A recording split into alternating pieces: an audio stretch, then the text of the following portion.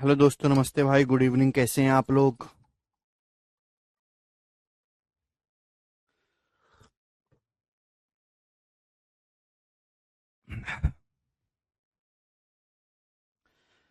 Hello दोस्तों।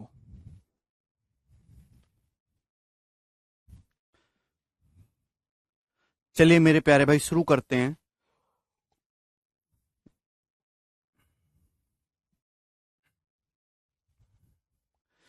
तो हम लोग ट्राइंगल के इंटीरियर और एक्सटीरियर एंगल से रिलेटेड क्वेश्चंस कर रहे हैं मेरे दोस्तों। मैंने काफी सारे क्वेश्चंस करवा दिए। अब इससे आगे कहानी लेंगे। दिए गए चित्र में एडी जो है वो ए के बराबर है और सीडी जो है मेरे दोस्तों वो इंटरनल एंगल बाइसेक्टर है एसीबी का। तो आपसे पूछा है थीटा का मान क्या है, जवाब दीजिए मेरे दोस्तों। करो, कौन करेगा?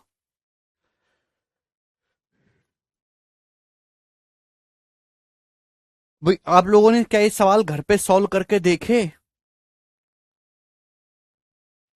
जवाब दो। बताइए। एडी ए के बराबर है, सीडी एंगल बाइसेक्टर। देखिए ये एंगल एसीबी है, एंगल एसीबी में जो लाइन सीडी एंगल बाइसेक्टर है। कहने का मतलब अगर ये एंगल एल्फा है तो ये भी एल्फा है, बाइसेक्ट कर रहा है। आप बोलोगे जी सर बिल्कुल सही, इसमें कोई भी परेशानी नहीं है, ठीक है ना। अब इसका बाद जवाब दीजिएगा। भाई ये 40 डिग्री है और ये एल्फा है, तो ये एंगल कितना हो जाएगा? तो आपका जवाब होगा, जल्दी से जवाब दीजिए। ये एंगल कितने डिग्री का हो जाएगा? जवाब दीजिए। भाई अगर आप इस ट्राइंगल एईसी को देखेंगे, अल्फा है, ये 40 है, तो एक्सटीरियर एंगल कितना है? तो आपका जवाब होगा सर ये अल्फा प्लस 40 डिग्री है भाई। भाई ये जो ई है और ये जो एडी है बराबर है। अगर ये अल्फा प्लस 40 डिग्री है तो ये भी अल्फा प्लस 40 डिग्री का होगा। आप बोलोगे जी सर भाई एक्सटीरियर एंगल केवल अपोजिट इंटीरियर का सम होगी। आप बोलोगे हाँ जी सर, क्या इसमें कोई परेशानी नहीं?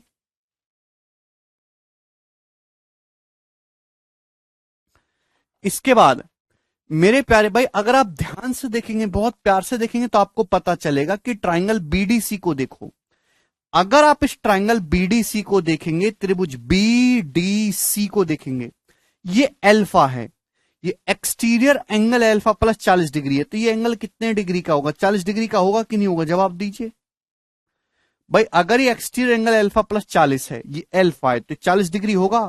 भाई ये अल्फा, ये 40, एक्सटीरियर कितना है? Alpha plus 40 degree. अब ये 40 है तो कितना बचा? 140 डिग्री।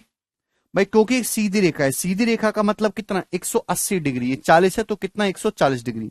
तो ऑप्शन नंबर ए इस क्वेश्चन का करेक्ट आंसर हो जाएगा। बोलो, बताओ किसी स्टूडेंट को इसमें कोई डाउट? आसान सी कहानी, इसमें कोई संदेह नहीं। आगे चलेंगे जी अगले क्वेश्चन की तरफ। नेक्स्ट। सभी को बात समझ में आ गई? बहुत ही बेसिक सी बात थी मेरे दोस्तों, आप लोगों ने घर पे ही कर लिया होगा। चलिए अगला क्वेश्चन पढ़ते हैं। अगला कंसेप्ट और बहुत इंपॉर्टेंट है, इस पे पेपर में भर भर के सवाल आता है, भर भर के। ठीक है ना, मतलब बहुत ही आसान सी बात है लेकिन सवाल इस पे बहुत आता है। भाई मैं आपके सामने इस तरीके से एक ट्राइंगल बनाता हूं। मैंने आपके सामने एक ट्राइंगल बनाया है, ट्राइंगल ए बी सी। ध्यान से मैंने कोशिश करेगा। मैंने आपके सामने दोस्तों एक ट्राइंगल बनाया, एक त्रिभुज बनाया, ट्राइंगल ए बी सी। आप बोलोगे जी सर कोई भी परेशानी नहीं है, ट्राइंगल ए बी सी। अगर किसी भी ट्राइंगल में दो एंगल के बाइसेक्टर हम लोग खींचते हैं, ये ट्राइंगल एबीसी बनाया मैंने। भाई मैंने यहां पे एंगल बी का बाइसेक्टर खींचा, ये एंगल बी का बाइसेक्टर है, बाइसेक्टर। और मैंने दोस्तों ये एंगल सी का बाइसेक्टर खींचा, एंगल सी का बाइसेक्टर। आप बोलोगे जी सर आपने एंगल सी का बाइसेक्टर खींचा। तो मेरे दोस्तों मैंने आपके सामने ट्राइंगल बनाया था, ट्राइंगल एबीसी। उसमें मैंने दो एंगल के बाइसेक्टर खींचे, दो कोण समद्विभाजक खींचे, और ये एक दूसरे को जाके मेरे दोस्तों यहां पर मिलते हैं पॉइंट आई पर। तो पहली बात तो इस आई को हम लोग कहते हैं इन सेंटर। क्या कहते हैं? इन सेंटर। मैंने आपके सामने ट्रायंगल बनाया एबीसी और किन्हीं भी दो एंगल के एंगल बाइसेक्टर खींचे, जहां वो मिलते हैं वो इन सेंटर होता है। तो ये जो एंगल बनेगा, ये वाला जो एंगल होगा, एंगल बी आई सी, ध्यान रखिएगा, एंगल बी आई सी, इसकी जो वैल्यू होगी वो क्या होगी? 90 डिग्री प्लस जो तीसरा एंगल है, तीसरा एंगल कौन सा? ये वाला 90 डिग्री, जो थर्ड एंगल बचा है इस एंगल का आधा, 90 डिग्री प्लस एंगल A/2। ये डायरेक्ट शॉर्टकट है, इंपॉर्टेंट रिजल्ट है, इसको ध्यान रखिएगा, वेरी वेरी इंपॉर्टेंट रिजल्ट।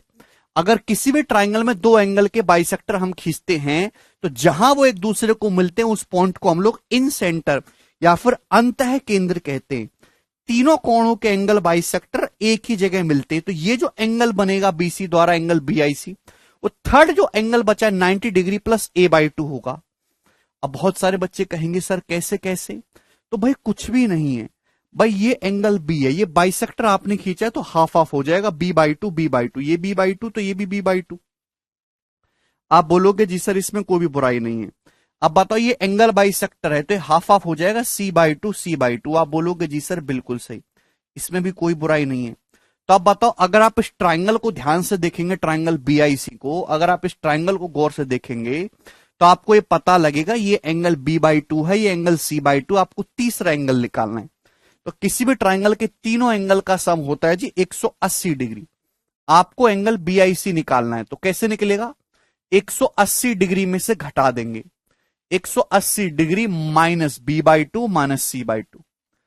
बात समझ में आ गई भाई? आप बोलोगे हाँ जी सर बिल्कुल सही, घटा देंगे। अब एक बात का जवाब दीजिए मेरे दोस्तों, 180 डिग्री माइनस, आप यहां से दो एलसीएम लेंगे, ऊपर हो जाएगा B+C, यही है? आप बोलोगे जी सर।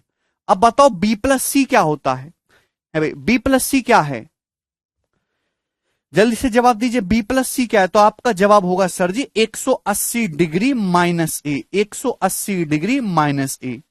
किसी भी ट्राइंगल के तीनों एंगल का सम 180 डिग्री होता है भाई। A प्लस B+C तो 180 डिग्री है भाई। A प्लस B+C 180 डिग्री है भाई। A प्लस B+C ट्राइंगल के तीनों एंगल का सम 180 डिग्री है, तो B+C की जगह लिख सकता हूं मैं 180 माइनस A, ठीक है भाई, बटे 2। अब 180 बटे 2 90, 180 में से 90 घटाएंगे 90 डिग्री आ जाएगा, ठीक है भाई। माइनस के अंदर गुणा करेंगे, माइनस माइनस प्लस A/2। 2 से डिवाइड का मतलब होता है 2 से अलग अलग भाग करना चीजों को, ठीक है। तो कितना आ जाएगा 90 डिग्री प्लस A/2। ये इसके पीछे की पूरी कहानी है। सभी को बात समझ में आई? बोलो। ठीक है, चलिए अब बताइए जल्दी से इस पे बेस सवाल नंबर 54। 3 सेकंड का टाइम आपके पास है। सवाल यह है कि एक ट्राइंगल ABC में एंगल B और एंगल C के जो बाइसेक्टर हैं वो O पर काटते हैं। यदि एंगल BOC दिया गया है तो इनमें से कौन सा स्टेटमेंट सही है? बताइए जल्दी, CHSL के पेपर में सवाल आया है। सवाल यह बोल रखा है कि किसी ट्राइंगल ABC में एंगल B और एंगल C के जो बाइसेक्टर है वो कहां काट रहे हैं? पॉइंट O पर काट रहे हैं। अगर दो एंगल B और C के बाइसेक्टर O पर काट रहे हैं तो एंगल BOC जो होगा मेरे दोस्तों वो क्या होगा? तीसरा एंगल बचा जी A, 90 डिग्री प्लस A/2 होगा, ठीक है। ऑप्शन में आपको एंगल A की वैल्यू निकालनी है, तो कैसे निकलेगा भाई? 90 डिग्री इधर लाएंगे, एंगल BOC माइनस 90 डिग्री बराबर A/2, A/2 इसका दुगुना करेंगे मेरे दोस्तों, ये आएगी एंगल A की वैल्यू मेरे दोस्तों। ही होगा ना एंगल A, कैसा आएगा? BOC में से 90 डिग्री घटाएंगे, उसका दुगुना करेंगे। यानी कि ऑप्शन नंबर D करेक्ट है इस क्वेश्चन का आंसर, ठीक है जी। ये बताइए अगला सवाल, सवाल नंबर है 55।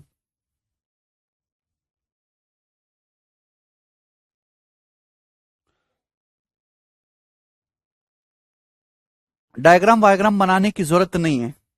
सवाल यह है यदि किसी ट्राइंगल का एक एंगल 74 डिग्री है तो बाकी जो दो एंगल हैं, angle between the bisector of other to interior angle, बाकी जो दो आंतरिक कोण हैं उनके बाइसेक्टर के बीच का, उनके समद्वि भाजकों के बीच का कोण कितना होगा? यदि एक ट्राइंगल का एक कोण 74 डिग्री है तो जो बाकी दो अदर टू एंगल है उनके बाइसेक्टर के बीच का कोण क्या होगा? तो बाकी जो दो अदर एंगल उनके बाइसेक्टर के बीच का कोण क्या आएगा? 90 डिग्री प्लस θ/2, 90 डिग्री प्लस 74/2, ये हो जाएगा 90 प्लस 37 यानी कि 127 डिग्री। इस क्वेश्चन का आंसर है ऑप्शन नंबर A। ठीक है ना, डायग्राम की कोई जरूरत नहीं है। बताइए जल्दी से।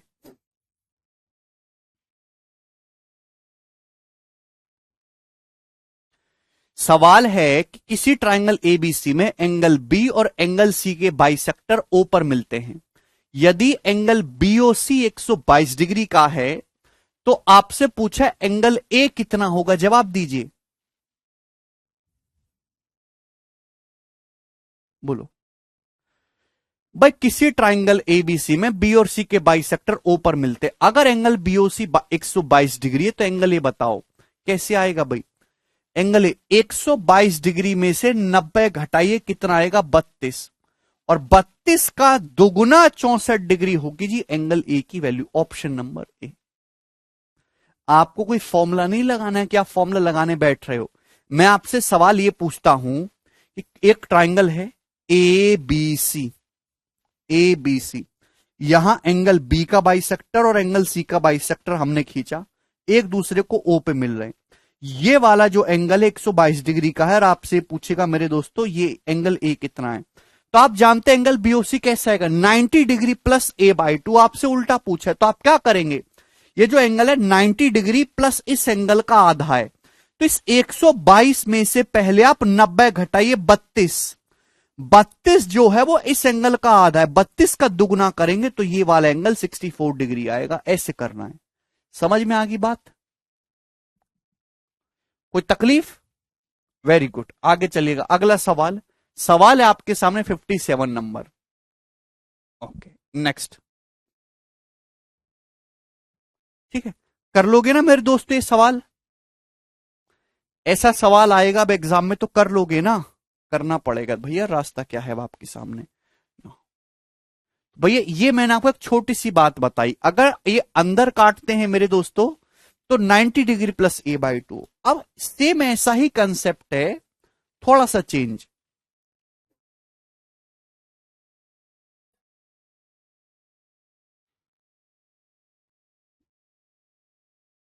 चलिए मेरे दोस्तों, अगला देखिए, मैं आपके सामने फिर से एक और ट्राइंगल बना रहा हूं।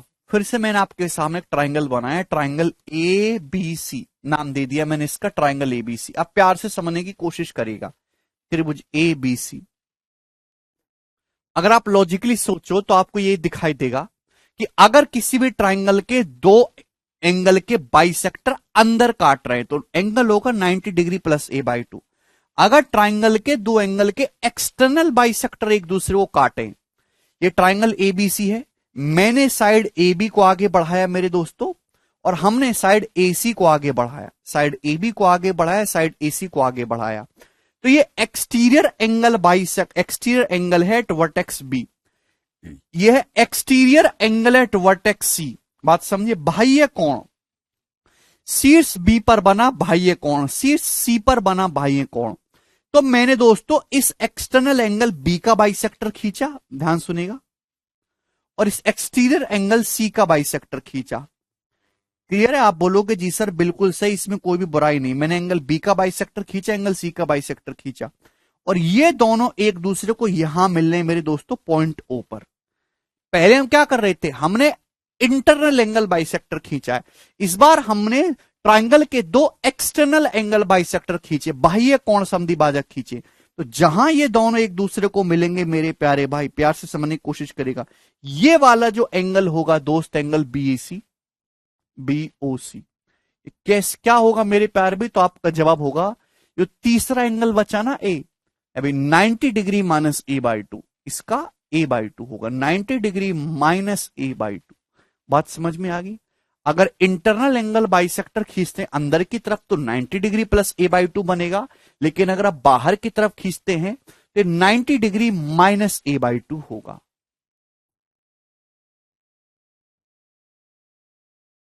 180 नहीं बेटा रवि, मैंने ये एंगल बी और एंगल सी के बाइसेक्टर खींचे हैं, बाह्य कोण समधि भाजक।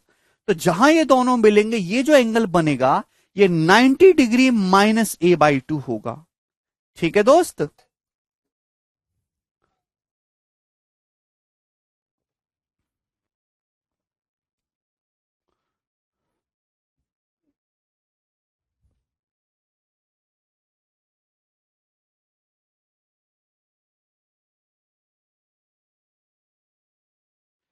ठीक है, क्लियर है? कोई भी बच्चा इस चीज को कर सकता है मेरे दोस्तों। मैंने आपको ये प्रूफ करके बताया कि अगर किसी भी ट्राइंगल में, ध्यान सुनिएगा, अगर किसी भी ट्राइंगल में ये एंगल थीटा है, थीटा, तो अगर आप बाकी के दो वर्टेक्स पे एक्सटीरियर एंगल का सम निकालेंगे, इन दोनों एंगल का जो सम होगा, इन दोनों एंगल का जो सम होगा वो 180 डिग्री प्लस थीटा होगा। ये मैंने आपको प्रूफ करवाया है। अगर किसी भी ट्राइंगल का एक एंगल पता है तो बाकी जो अदर दो वर्टेक्स हैं उनके बाह्य कोणों का जो सम होगा वो 180 डिग्री प्लस थीटा होगा।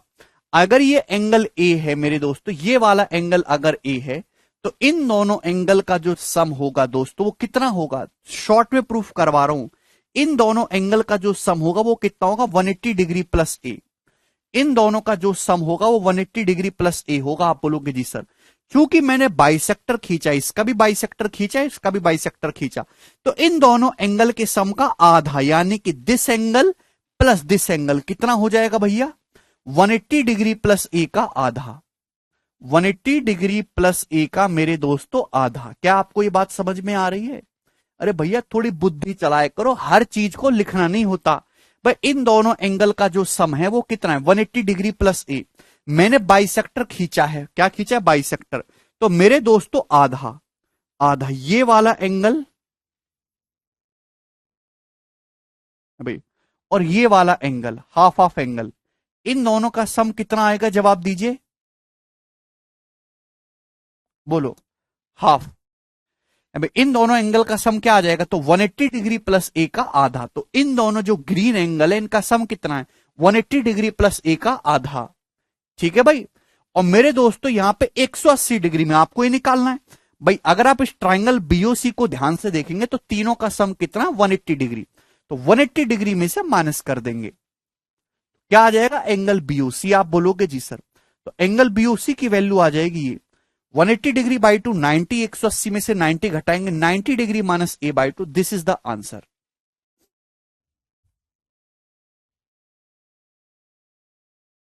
ठीक है भाई, यहां तक किसी भी स्टूडेंट को कोई समस्या?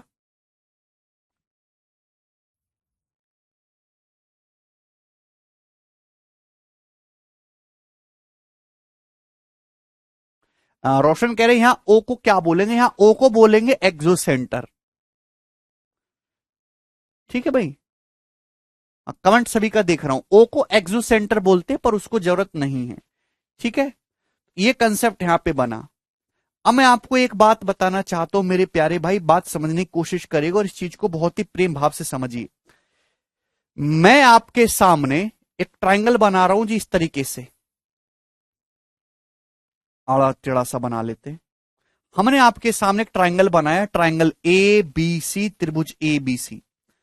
अगर एंगल बी और एंगल सी के इंटरनल बाइसेक्टर खींचते, इंटरनल बाइसेक्टर ध्यान समझिएगा, तो एक दूसरे को जहां पे मिलते हैं हम लोग कहते हैं उस पॉइंट को इंसेंटर। और ये एंगल कितना होगा, ये होगा 90 degree plus A by two, 90 degree plus A by two. आप बोलोगे जी सर बिल्कुल सही। अगर साइड ए बी को आगे बढ़ाया जाए और साइड ए सी को आगे बढ़ाया जाए तो बी पे मेरे दोस्तों एक्सटीरियर एंगल है और मेरे प्यारे भाई सी पे ये एक्सटीरियर एंगल है, एक्सटीरियर एंगल एट वर्टेक्स सी। तो अगर मेरे दोस्तों यहां बी और सी पे एक्सटीरियर बाइसेक्टर खींचे, ध्यान सुनिएगा, एक्सटीरियर बाइसेक्टर खींचेंगे हम दोस्तों यहां पे बी पे और मेरे दोस्तों सी पे, तो ये जो एंगल बनेगा बी और सी के एक्सटीरियर बाइसेक्टर खींचे, ये होगा 90 degree minus A by two. आप बोलोगे जी सर बिल्कुल सही, यहां तक कोई भी परेशानी नहीं है। ठीक है, और इसको हम नाम दे देते हैं ओ, ये है पॉइंट ओ। तो मैं ये कहना चाहता हूं कि ये जो पॉइंट ए है, ये आई है और ये ओ है, ये तीनों एक ही लाइन पे होंगे, एक स्ट्रेट लाइन होगी, एक सीधी रेखा होगी। ये जो तीनों पॉइंट है ना मेरे दोस्तों, ये एक ही लाइन पर होंगे, this will be straight line. भाई ये जो ए आई ओ है ये हमेशा एक स्ट्रेट लाइन होगी, एक सीधी रेखा होगी, will be a straight line.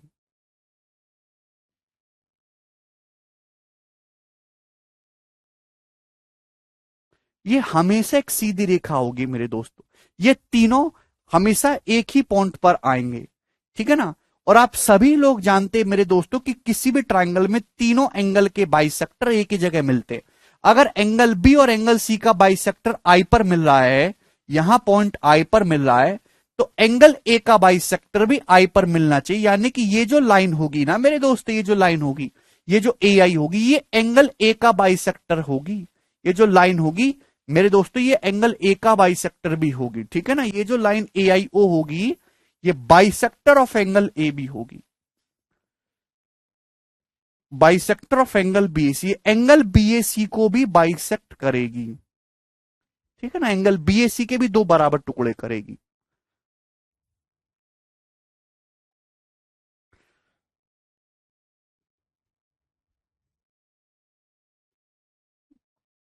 मुझे लगता है कि आपके बात बहुत अच्छी तरीके से समझ में आ गई है। तो मैंने दोनों ही कंसेप्ट आपको समझाए कि 90 degree plus A by two, 90 degree minus A by two, ये तीनों पॉइंट जो होंगे एक ही लाइन पर आएंगे। और ये जो लाइन ए आई ओ होगी, ये एंगल ए का बाइसेक्टर होगी मेरे दोस्तों। आप बोलोगे जी सर बिल्कुल सही, यहां तक कोई परेशानी नहीं। आगे चलेंगे मेरे प्यारे भाई सवाल नंबर 57 की तरफ। ये बताओ,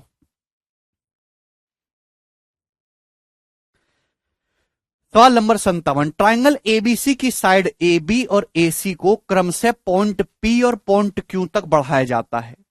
यहां पे एंगल सीबीपी और एंगल बीसी क्यू के जो बाइसेक्टर हैं वो ओ पर मिलते हैं। अगर एंगल ए 44 डिग्री का है तो आपसे पूछा है एंगल बीओसी कितना होगा, हाफ ऑफ एंगल बीओसी। बहुत ही बेसिक सवाल है, कोई भी इसमें दिक्कत वाली बात नहीं। जैसे आप यहां पे देखो ध्यान से, आपके सामने एक ट्राइंगल एबीसी है, साइड ए बी और ए सी को बढ़ाना है ना, ए बी और ए सी को, तो मैं इस तरीके से ले लेता हूं। ये ट्राइंगल दोस्तों एबीसी है, जिसमें बोला गया है कि एंगल ए जो है ये 44 डिग्री का, 44 डिग्री का।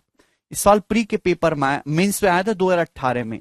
सवाल में ये बोला गया कि साइड ए बी और ए सी को पी और क्यू तक बढ़ाया जाता है। ए बी को पॉइंट पी तक बढ़ाया है, साइड ए सी को बढ़ाना है, तो जैसे बोले वैसे बढ़ाना है। ए सी को बढ़ाने का मतलब है कि ए से सी की ओर बढ़ाइए क्यू तक। क्लियर है, आप बोलोगे जी सर। अच्छा मेरे दोस्तों, एंगल सीबीपी, ये एंगल है सीबीपी, एंगल सीबीपी का और एंगल बीसीक्यू, ये एंगल बीसीक्यू है, इन दोनों के जो बाइसेक्टर है वो एक दूसरे को ओ पर मिलते हैं। ये एंगल सीबीपी है, ये वाला एंगल है जी सीबीपी।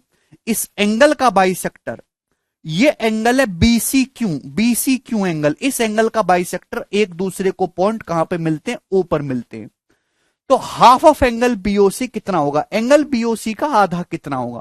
ये एंगल बीओसी है मेरे दोस्तों, इसका आधा आपसे पूछा है, जवाब दीजिए।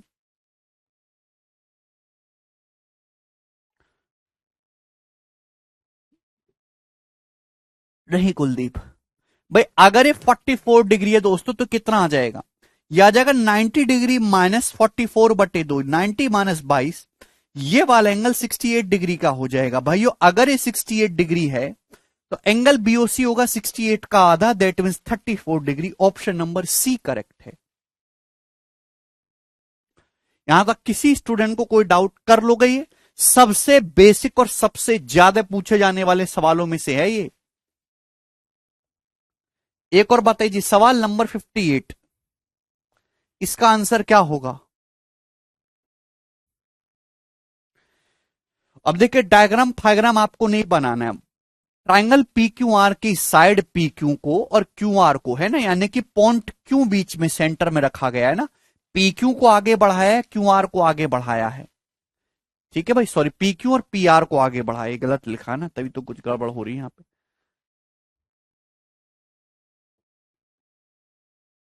पी क्यू को आगे बढ़ाया, पी आर को आगे बढ़ाया एस और टी तक। और एंगल एस क्यू आर और एंगल टी आर क्यू के बाइसेक्टर यू पे मिलते हैं, बाइसेक्टर मिल रहे हैं यू पर। और अगर angle Q U R 79 degree है तो आपसे पूछा एंगल पी कितना होगा। भाई ये जो 79 डिग्री है क्या होगा, तो आप कहोगे सर 90 डिग्री माइनस पी/2 होगा कि नहीं। आपको एंगल पी निकालना है, कैसे आएगा एंगल पी, पहले 90 डिग्री में से 79 को घटाएंगे 11, और 11 का दुगना मेरे दोस्तों 22 डिग्री। तो एंगल पी की जो वैल्यू है वो कितनी होगी, 22 डिग्री होगी। ऑप्शन नंबर डी करेक्ट है। कोई भी बच्चा कर सकता है इस सवाल को, ये लो छाप लो।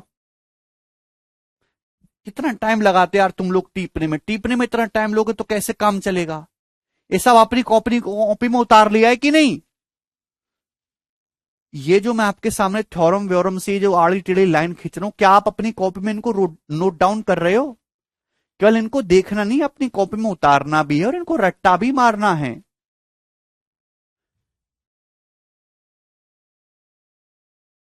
ठीक है, यही जिंदगी बनाएंगी तुम्हारी। आगे चलिए, सवाल नंबर 59। ये बताओ अगला सवाल।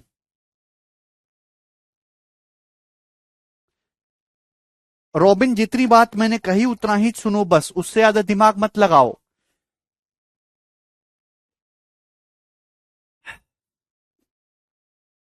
सवाल यह है, ट्राइंगल एबीसी में एंगल ए 66 डिग्री है। ए बी और ए सी को पॉइंट डी और ई तक बढ़ाया गया है। एंगल सीबीडी और एंगल बीसीई के जो बाइसेक्टर हैं एक दूसरे को पॉइंट ओ पर मिलते, तो ये एंगल बीओसी कितना होगा? एंगल ए 66 है, साइड ए बी और ए सी को बढ़ाया गया है और वो ओ पर मिल ले, तो एंगल बीओसी कितना होगा? कोई भी कर देगा। 90 डिग्री माइनस थीटा बटे 2, 90 माइनस 66 बटे 2, तो 90 में से 33 घटाएंगे यानी कि 57 डिग्री। 90 डिग्री से छोटा आंसर आएगा ऑप्शन नंबर सी। क्या कह रहा बच्चे? 40 सेकंड दिया करें सॉल्व करने के लिए।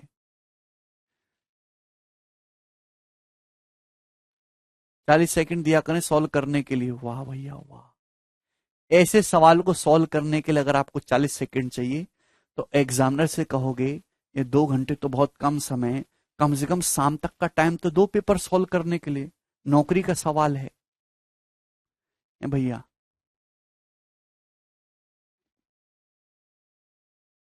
आपको शर्म नहीं आ रही है ऐसे सवाल में 40 सेकंड का समय मांगते हुए?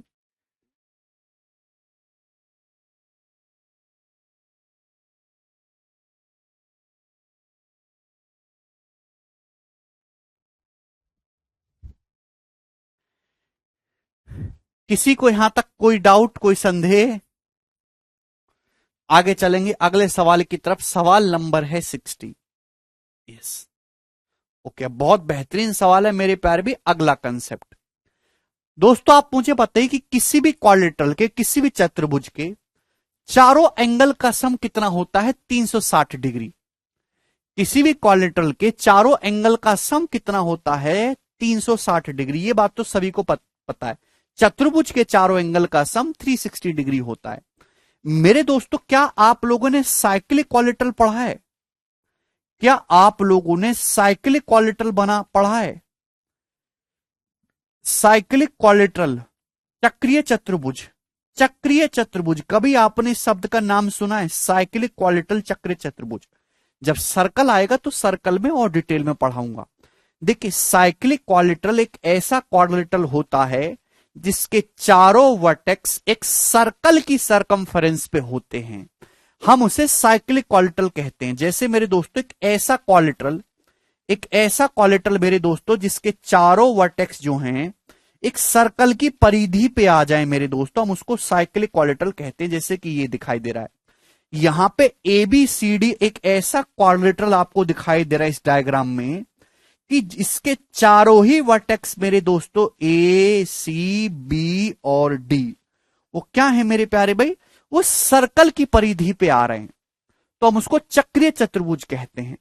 और साइक्लिक क्वाड्रिलेटरल में हमेशा आमने सामने के एंगल का जो सम है, आमने सामने के जो एंगल का सम है साइक्लिक क्वाड्रिलेटरल में, वो कितना होता है? 180 डिग्री होता है। 180 डिग्री, 180 डिग्री। ये बात सभी बच्चों को समझ में आई? अगर कोई क्वाड्रिलेटरल ऐसा है, चक्रीय चतुर्भुज, चक्रीय चतुर्भुज, एक बार में, हिंदी से इतना ही प्यार है, मुझे भी हिंदी से प्यार है, तो एक बार में शब्द क्यों नहीं समझ आता है तुम्हें? चक्रीय चतुर्भुज 4 बार बोलना पड़ता है। चक्रीय चतुर्भुज, साइक्लिक क्वाड्रिलेटरल, एक ऐसा चतुर्भुज, एक ऐसा क्वाड्रिलेटरल जिसके चारों वर्टेक्स एक सर्कल की सरकमफेरेंस पे होते हैं, हम उसको साइक्लिक क्वाड्रिलेटरल कहते हैं। और किसी भी साइक्लिक क्वाड्रिलेटरल में आमने सामने के एंगल का जो सम है वो हमेशा 180 डिग्री होता है। भाई, अगर मैं आपसे कहूं कि ये वाला जो एंगल है ये 73 डिग्री का है, तो आप मुझे बताओ ये कितना होगा? तो आप कहोगे सर आमने सामने का 180 होना चाहिए। अगर ये 73 डिग्री है तो ये कितना हो जाएगा? 107 डिग्री का होगा। ये कंसेप्ट है। हर क्वाड्रिलेटरल में ऐसा नहीं होता, हर क्वाड्रिलेटरल ऐसा नहीं होता कि उसके चारों वर्टेक्स सर्कल की परिधि पे आ जाएं। अब बताओ, ये क्वाड्रिलेटरल है, पर ये भी तो एक क्वाड्रिलेटरल है, ये भी तो एक क्वाड्रिलेटरल है, ये भी तो चार साइड भुजाओं वाला एक क्वाड्रिलेटरल है। क्या इसके चारों वर्टेक्स एक सर्कल की परिधि पाएंगे? अभी दो ही आएंगे, दो आ ही नहीं पा रहे। हर क्वाड्रिलेटरल ऐसा नहीं होता कि उसके चारों वर्टेक्स साइक्लिक क्वाड्रिलेटरल पे आ जाएं। ठीक है ना? क्लियर है? तो कोई भी क्वाड्रिलेटरल, कोई भी चतुर्भुज साइक्लिक तभी बनेगा जब उसके आमने सामने का एंगल 180 डिग्री का हो। ठीक है, चलिए शुरू करते हैं मेरे दोस्तों अब कहानी। अब मेरे दोस्तों प्यार से समझने की कोशिश करेगा। मैं आपके सामने मेरे दोस्तों एक ट्रायंगल बनाता हूं, कैसा भी, एक क्वाड्रिलेटरल बनाता हूं, कैसा भी बना लो आप, किसी भी साइज या किसी भी शेप का, कोई फर्क नहीं पड़ता।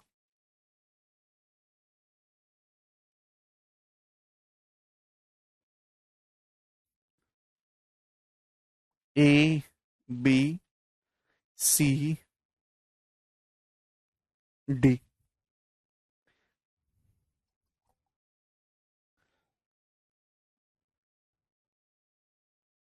अर्पित, जब मैं आपके शब्द यूज कर रहा हूं क्वाड्रिलेटरल, तो वो कैसा भी क्वाड्रिलेटरल हो मेरे दोस्तों, सभी के लिए ट्रू है।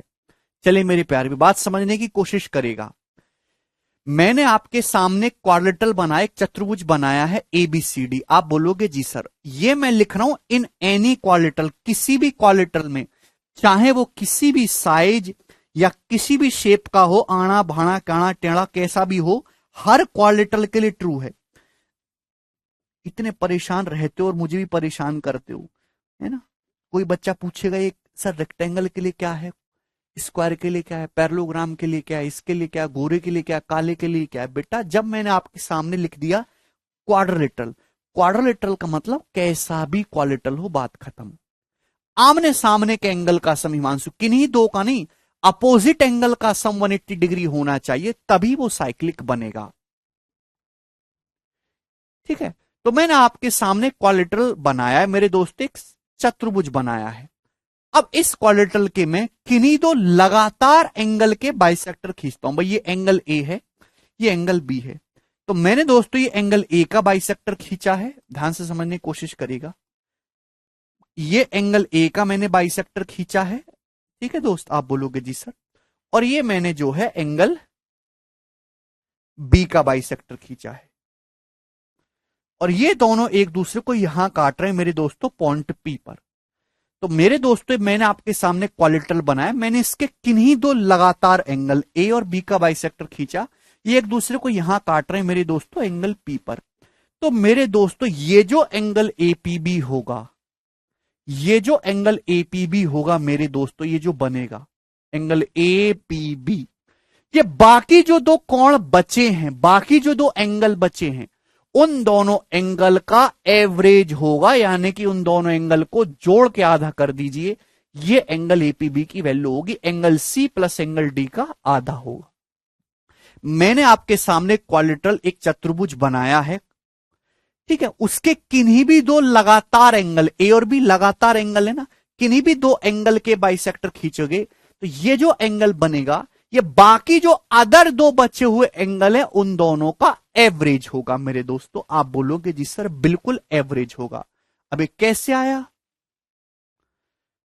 ठीक है भाई, ध्यान से समझने की कोशिश करेगा। देखिए सभी बच्चे जानते हैं कि किसी भी चतुर्भुज क्वाड्रिलेटरल में चारों एंगल का जो सम होता है वो कितना होता है मेरे दोस्तों, 360 डिग्री होता है, ट्राइंगल में 180 डिग्री।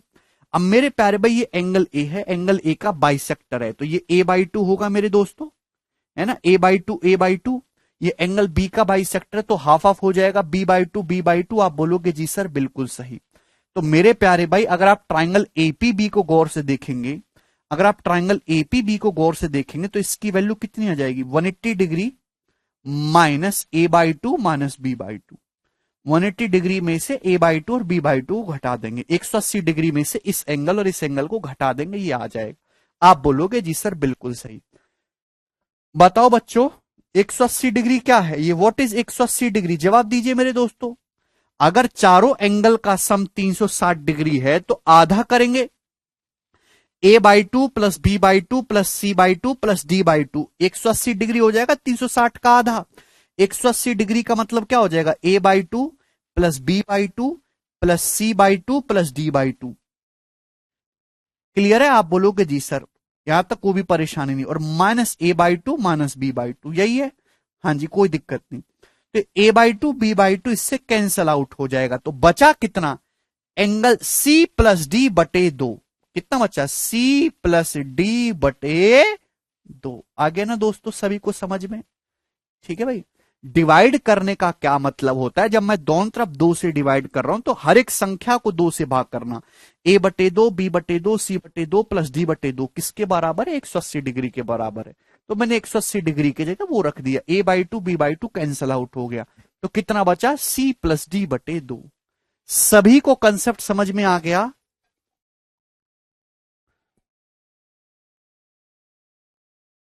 बोलो। तो किसी भी क्वालिटल में चाहे वो कैसा भी हो, अगर आप उससे किन्हीं दो लगातार एंगल का बाइसेक्टर खींचेंगे मेरे दोस्तों, तो जो एंगल क्रिएट होगा वो मेरे दोस्तों बाकी जो अदर 2 एंगल है उनका एवरेज होगा। ठीक है ना? पहली बार पढ़ाई कर रहे हैं पवन? अच्छा, पहली बार लाइव पढ़ाई कर रहे हैं। नहीं नहीं, कोई शर्म वाली बात नहीं, आप लिख भी सकते हैं पहली बार पढ़ाई कर रहे हैं, क्योंकि आप बहुत सारे बच्चे कर भी रहे होंगे। यहां तक सभी स्टूडेंट को क्लियर हो गया ये बात, किसी को कोई संदेह नहीं? ठीक है मेरे प्यारे भाई, आप बोलोगे हाँ जी सर बिल्कुल सही। सेम इसी तरीके से व्हाट इज कॉल्ड पी। बेटा इकबाल, हर किसी चीज को कहने की जरूरत नहीं पड़ती है, ठीक है ना? पी को पी कह दो, हर किसी का नाम रखा जाए ऐसा जरूरी नहीं है।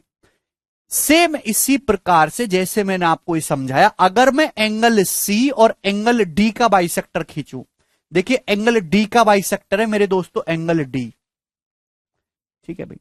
ये एंगल सी का बाइसेक्टर है मेरे दोस्तों एंगल सी।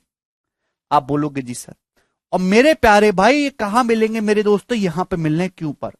तो आप मुझे बताओ ये वाला जो एंगल क्यू होगा मेरे प्यारे भाई, सॉरी क्यू नहीं, इसको नाम देता हूं आर, यहां पर मिलते आर पर।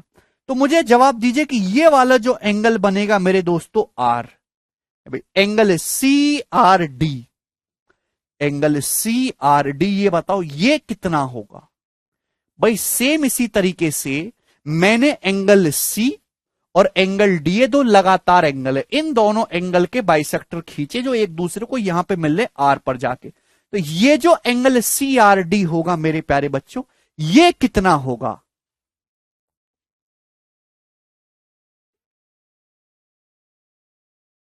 This angle C R D will be what?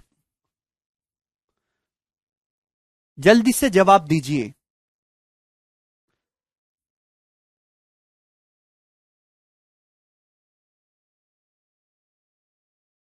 Very good, ये हुई ना शेरों वाली बात। हाँ वेरी गुड मेरे दोस्त, आप बिल्कुल सही बोला मेरे दोस्तों कि ये जो एंगल, मैंने एंगल सी और एंगल डी का बाइसेक्टर खींचा, तो ये जो एंगल बनेगा वो बाकी जो अदर 2 वर्टेक्स है ए और बी, उन दोनों का आधा होगा। बाकी जो 2 अदर वर्टेक्स है ए और बी, उन दोनों का एवरेज होगा angle A plus angle B बटे 2। यहां तक किसी भी स्टूडेंट को कोई doubt, angle A plus angle B बटे 2, इन दोनों को जोड़ के आधा कर देंगे। ठीक है मेरे प्यारे भाई, आप बोलोगे जी सर बिल्कुल सही। तो आपने क्या देखा कि आपके पास एक मुठ का क्वाड्रिलेटरल था, आपके पास क्या था, एक मुठ का क्वाड्रिलेटरल था, बड़ा वाला क्वाड्रिलेटरल। ये बड़का क्वाड्रिलेटरल है एबीसीडी। आपने क्या किया, इसके 2 लगातार एंगल के बाइसेक्टर खींचे, एबी का बाइसेक्टर खींचा, सीडी का बाइसेक्टर खींचा। ऐसा करने से एक और क्वाड्रिलेटरल बन गया पी क्यू आर एस। ऐसा करने से एक और क्वाड्रिलेटरल बन गया भाई पी क्यू आर एस। आप बोलोगे जी सर बिल्कुल सही, पी क्यू आर एस बन गया। तो मेरे प्यारे भाई जवाब दीजिएगा मेरे सुंदर दोस्तों पी क्यू आर एस, कि ये जो बना है मेरे दोस्तों, नया जो क्वाड्रिलेटरल बना, जो छुटका क्वाड्रिलेटरल बना है, इसमें ये एंगल पी, ये एंगल पी है, ये एंगल आर है। What is this is angle P, this is angle R. तो आप मुझे बताइए कि यहां एंगल पी और एंगल आर का सम कितना है? जवाब दीजिए, एंगल पी और एंगल आर का सम कितना है? तो अगर आप इन दोनों एंगल का सम देखेंगे, ये एंगल पी है, ये एंगल आर है, इन दोनों का सम क्या आएगा, A plus B plus C plus D बटे 2। भाई बटे तो 2 है ही। ऊपर क्या है? ऊपर है angle A plus angle B plus angle C plus angle D, यानी कि 360 डिग्री।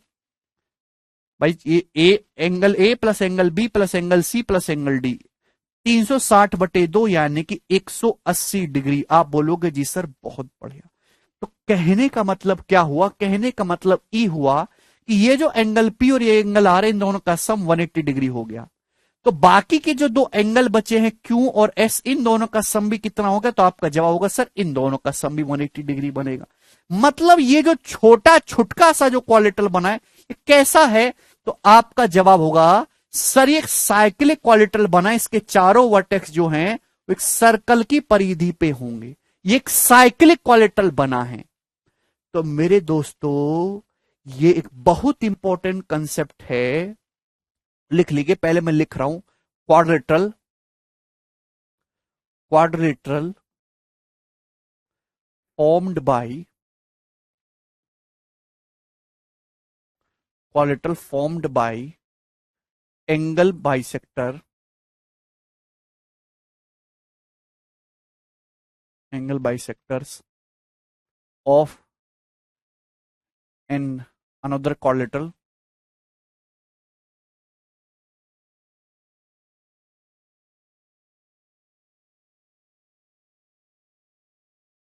will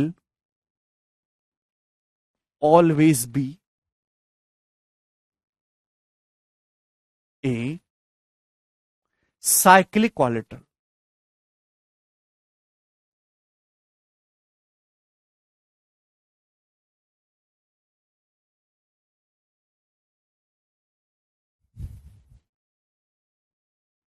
बिल्कुल आप लोग जो बात सोच रहे हो अपने मन में वो एकदम ठीक है। अंदर हमेशा साइक्लिक क्वालिटरल ही बनेगा। क्वालिटरल को शॉर्ट में लिखना हो तो ऐसे लिख देते हैं क्वालिटरल, मतलब दुनिया में कैसा भी क्वालिटरल हो, दुनिया का कैसा भी चतुर्भुज हो, अगर आप उसके चारों एंगल के बाइसेक्टर खींचेंगे तो जो छोटा क्वालिटरल बनेगा वो हमेशा ही एक चक्रीय चतुर्भुज होगा। कंसेप्ट सभी के दिमाग में आ गया? फिर से कहता हूं, आप दुनिया का कोई भी चतुर्भुज लीजिए, किसी भी चतुर्भुज में चारों कोणों के कोण समद्वि भाजक को मिलाने से, खींचने से जो नया छोटा चतुर्भुज बनता है वो हमेशा ही एक चक्रीय चतुर्भुज होगा। क्लियर बात समझे? Will always be cyclic quadrilateral. ठीक है मेरे दोस्तों, ठीक है ना? Will always be a cyclic quadrilateral. कैसा भी क्वालिटरल दुनिया में दे रखा हो मेरे दोस्तों, अगर आप उसके चारों वर्टेक्स के बाइसेक्टर खींचोगे तो जो नया छोटा क्वालिटरल बनेगा वो हमेशा ही एक साइक्लिक क्वालिटरल, एक चक्रीय चतुर्भुज होगा। ठीक है, यहां तक किसी स्टूडेंट को कोई समस्या? हाँ, वो साइक्लिक क्वालिटरल के अलावा कुछ और भी बन सकता है। हो सकता है कि वो एक रेक्टेंगल बन जाए, हो सकता है कोई स्क्वायर बन जाए, लेकिन उसकी कोई गारंटी नहीं है। ठीक है ना? लेकिन इस बात की जरूर गारंटी है कि वो कुछ बने ना बने वो साइक्लिक क्वालिटरल जरूर होगा। बाहर वाला कुलदीप कैसा भी हो, साइक्लिक हो ना हो कोई फर्क नहीं पड़ता। भैया मेरे दोस्तों, आप यार मेरे शब्दों को क्यों नहीं सुनते हैं? बकर बकर बकर बकर करते हैं। किसी भी चतुर्भुज के चारों कोणों के समद्विभाजक खींचने से बना छोटा चतुर्भुज हमेशा ही एक चक्रीय चतुर्भुज होगा। किसी भी क्वालिटरल में चारों एंगल के एंगल बाइसेक्टर खींचने से जो क्वालिटरल बनेगा वो हमेशा ही एक साइक्लिक क्वालिटरल बनेगा। ये सवाल 2 बार एग्जाम में आ रखा है। क्यों बनेगा साइक्लिक क्वालिटरल? क्योंकि ये क्वालिटरल पी क्यू आर एस ऐसा है।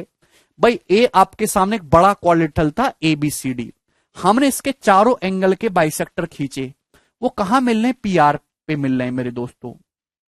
तो छोटा क्वालिटरल ऐसा बना है कि इसके आमने सामने का सम 180 डिग्री हो रहा है। एंगल पी और एंगल आर का सम 180 है, तो बाकी जो बचे एंगल क्यू और एंगल एस का सम भी 180 डिग्री होगा, क्योंकि टोटल 360 होता है। तो ये क्वालिटल एक स्पेशल बना है क्योंकि यहां पे आमने सामने का सम 180 डिग्री हो रहा है, that means it should be a cyclic quadrilateral. ठीक है, क्या इसमें कोई समस्या? अरे भैया कितना परेशान करते हो भाई तुम एक छोटी सी बात को। अगर तुम्हारी जगह एक 9वीं क्लास के फ्रेश बच्चों को पढ़ाऊं ना मैं, तो वो समझ जाएगा इस बात को इतनी देर में।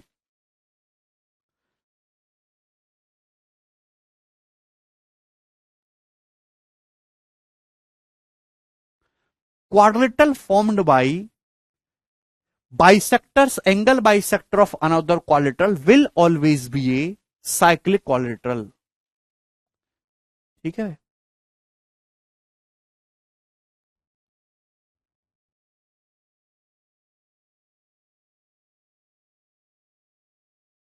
अब भी अगर आपको समझ में नहीं आया तो आप जो है कटोरा हाथ में ले लीजिए बेटा, चौराया हो गई आपके शहर में, और मांगना शुरू कर दीजिए कि आपका पढ़ाई की फील्ड में तो कुछ होने वाला है नहीं, कि आपके दिमाग में जो है बिल्कुल खत्म आदमी हो, बिल्कुल पढ़ाई लिखाई में सड़ी बुद्धि हो चुके हो यार बिल्कुल। मतलब एक बात, इस बात को समझने में इतना टाइम लगता है क्या? कैसे फिर सिलेबस पूरा करोगे, कैसे नौकरी लोगे? हैं? आदमियों की जानवर हो। चार चार बार हिंदी में बोल रहा हूं।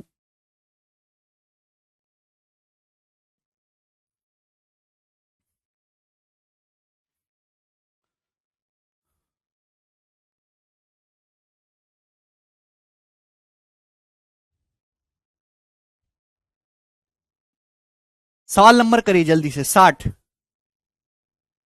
बिना पेन उठाए करना है। एक क्वाड्रिलेटरल एबीसीडी में एंगल सी 72 डिग्री है, एंगल डी 28 डिग्री है। एंगल ए और एंगल बी के जो बाइसेक्टर है वो ओ पर मिलते हैं। तो आपसे पूछा एंगल एओबी क्या होगा, डायग्राम बनाने की जरूरत नहीं है। आपके पास एक क्वाड्रिलेटरल है एबीसीडी, एंगल सी 72 है, एंगल डी 28 डिग्री है। ठीक है भाई, एंगल ए और एंगल बी के जो बाइसेक्टर है वो कहां पर मिल रहे हैं, ओ पर मिल रहे हैं। तो ये जो एंगल एओबी होगा ये कितना होगा, सी 72 है डी 28। आपने क्या किया, एंगल ए का और एंगल बी का बाइसेक्टर खींचा है, ए बी के बाइसेक्टर ओ पे मिलने, तो ये जो एंगल एओबी होगा, ये जो बाकी दोनों जो एंगल हैं सी और डी, इन दोनों का एवरेज होगा, इन दोनों को जोड़ के आधा करना है। 72 प्लस 28 100 का आधा 50 डिग्री सवाल का आंसर है। ऐसा सवाल लगातार 3 साल से पेपर में आ रहा है। ठीक है, अगला सवाल करिए, सवाल आपके सामने है 61 number.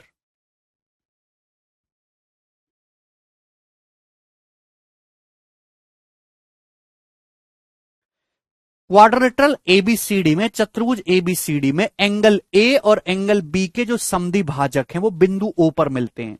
Bisector of angle A and angle B meet at point O. If angle AOB 64, यदि एंगल एओबी 64 है तो angle C plus angle D कितना होगा? एओबी अगर 64 है तो ये जो 64 डिग्री है इन दोनों का एवरेज होगा, angle C plus angle D का आधा होगा। तो angle C plus angle D 64 का डबल यानी कि 128 डिग्री होगा। ऑप्शन नंबर ए करेक्ट है। यह सवाल प्री और मेंस दोनों में आया हुआ है। ठीक है भाई, इस सवाल में कुछ भी नहीं है भाई, आप कैसा भी क्वालिटल बना दो मुंह उठा के, कोई भी जो आपको पसंद आता हो एबीसीडी। सवाल में ये बोला गया है कि ए और बी के जो बाइसेक्टर हैं वो ओ पे मिलते हैं, और ये एंगल मेरे दोस्तों 64 है, तो सी और डी क्या होगा? तो ये जो एंगल 64 है, ये जो 64 डिग्री है, ये एंगल सी और डी का एवरेज होगा। तो सी प्लस डी 64 का डबल 128 डिग्री नहीं हो जाएगा दोस्त? अगला करिए, ये बताइए सवाल नंबर 62, करो जल्दी से।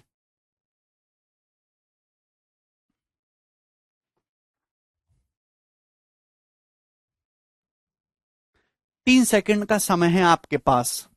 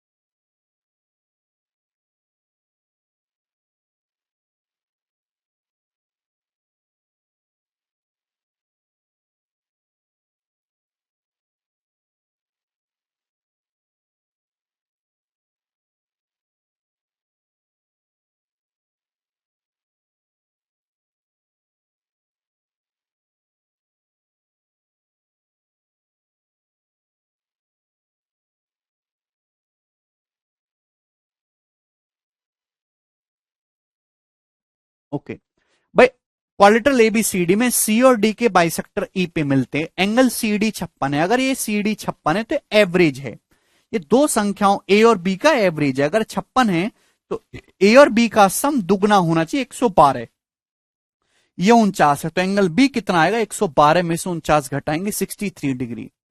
अब देखिए, एवरेज का मतलब होता है बीच की संख्या, एवरेज का मतलब औसत, औसत का मतलब बीच की संख्या।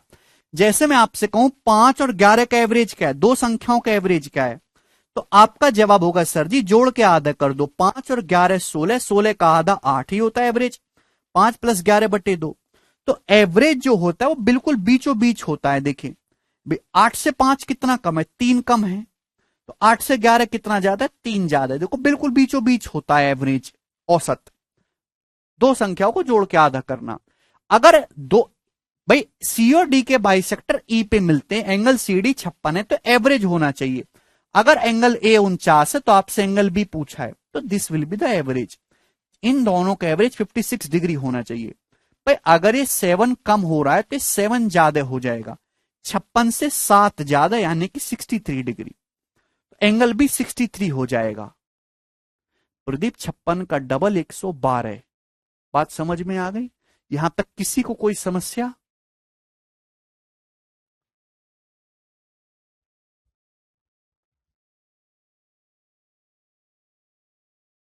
दो संख्याओं का 5 और 11 का एवरेज 8 है, तो एवरेज का दुगना, 8 का दुगना 16 बराबर 5 + 11 नहीं होगा। ये लॉजिकली आप क्यों नहीं समझते हो यार? केवल ज्योमेट्री में ज्योमेट्री नहीं लगती है, थोड़ा बहुत एवरेज भी लगता है। आगे चलिए अगले सवाल की तरफ। सवाल है आपके सामने 63 नंबर, जवाब दीजिएगा मेरे दोस्तों, बहुत प्यारा सवाल है। जो बच्चा इस सवाल को करके बताएगा उसकी 3 नौकरी लगेंगी, करो। हाँ अनुराग,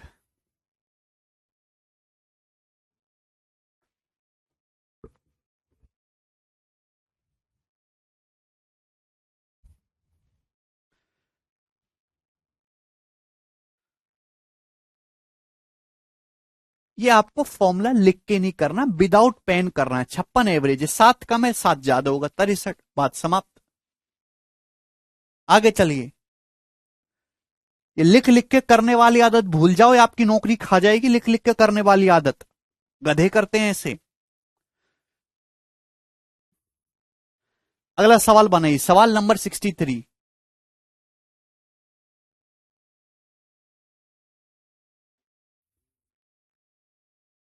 प्रदीप कह रहा है यूपीएससी और एसएससी सीजीएल में कौन सा इजी है? प्रदीप, जो लड़के ऐसे सवाल पूछते हैं उनके लिए कोई भी इजी नहीं है, क्योंकि जिनका निकलना होता है वो सवाल ही नहीं पूछते, ये चुपचाप रहते हैं, निकालते, नौकरी लेते हैं, अधिकारी बनते हैं और पतले रास्ते से निकल जाते हैं। बाकी दुनिया कई सालों तक कंफ्यूज ही रहती है। ये बताइए, बहुत ही बेहतरीन सवाल है। ये 16 है, ये 30 है, ये 4, ये 12, 18, ये एंगल एक्स है, वाई है, ये जेड है। आपको एंगल एम ए एन निकालना है। एम ए एन का मतलब मेरे दोस्तों आपको क्या निकालना है, आपको वाई निकालना है। आपको क्या निकालना है, वाई। इस सवाल में आपको एंगल वाई निकालना है, ठीक है ना? ये वाला एंगल बीच का आपको निकालना है, वाई, एम ए एन।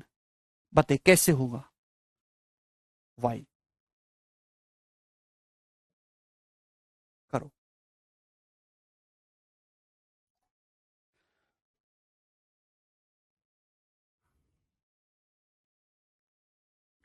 दोस्तों क्या इस सवाल में आपको कुछ पता लग रहा है? यहां पे मेरे दोस्तों आपके सामने ट्रायंगल दिया, उसमें साइड्स का मेजरमेंट दिया। क्या इस ट्रायंगल को देख के आपके दिमाग में किसी प्रकार की भी कोई घंटी बज रही है? एनी स्टूडेंट, किसी भी विद्यार्थी को इस सवाल को देख के दिमाग में एक भी प्रकार की घंटी बजी है? एक भी प्रकार की घंटी? बिल्कुल सही, रितेश ने बोला सर ट्रिपलेट है, राइट एंगल ट्रायंगल बन रहा है। बिल्कुल अच्छी बात बोली आपने।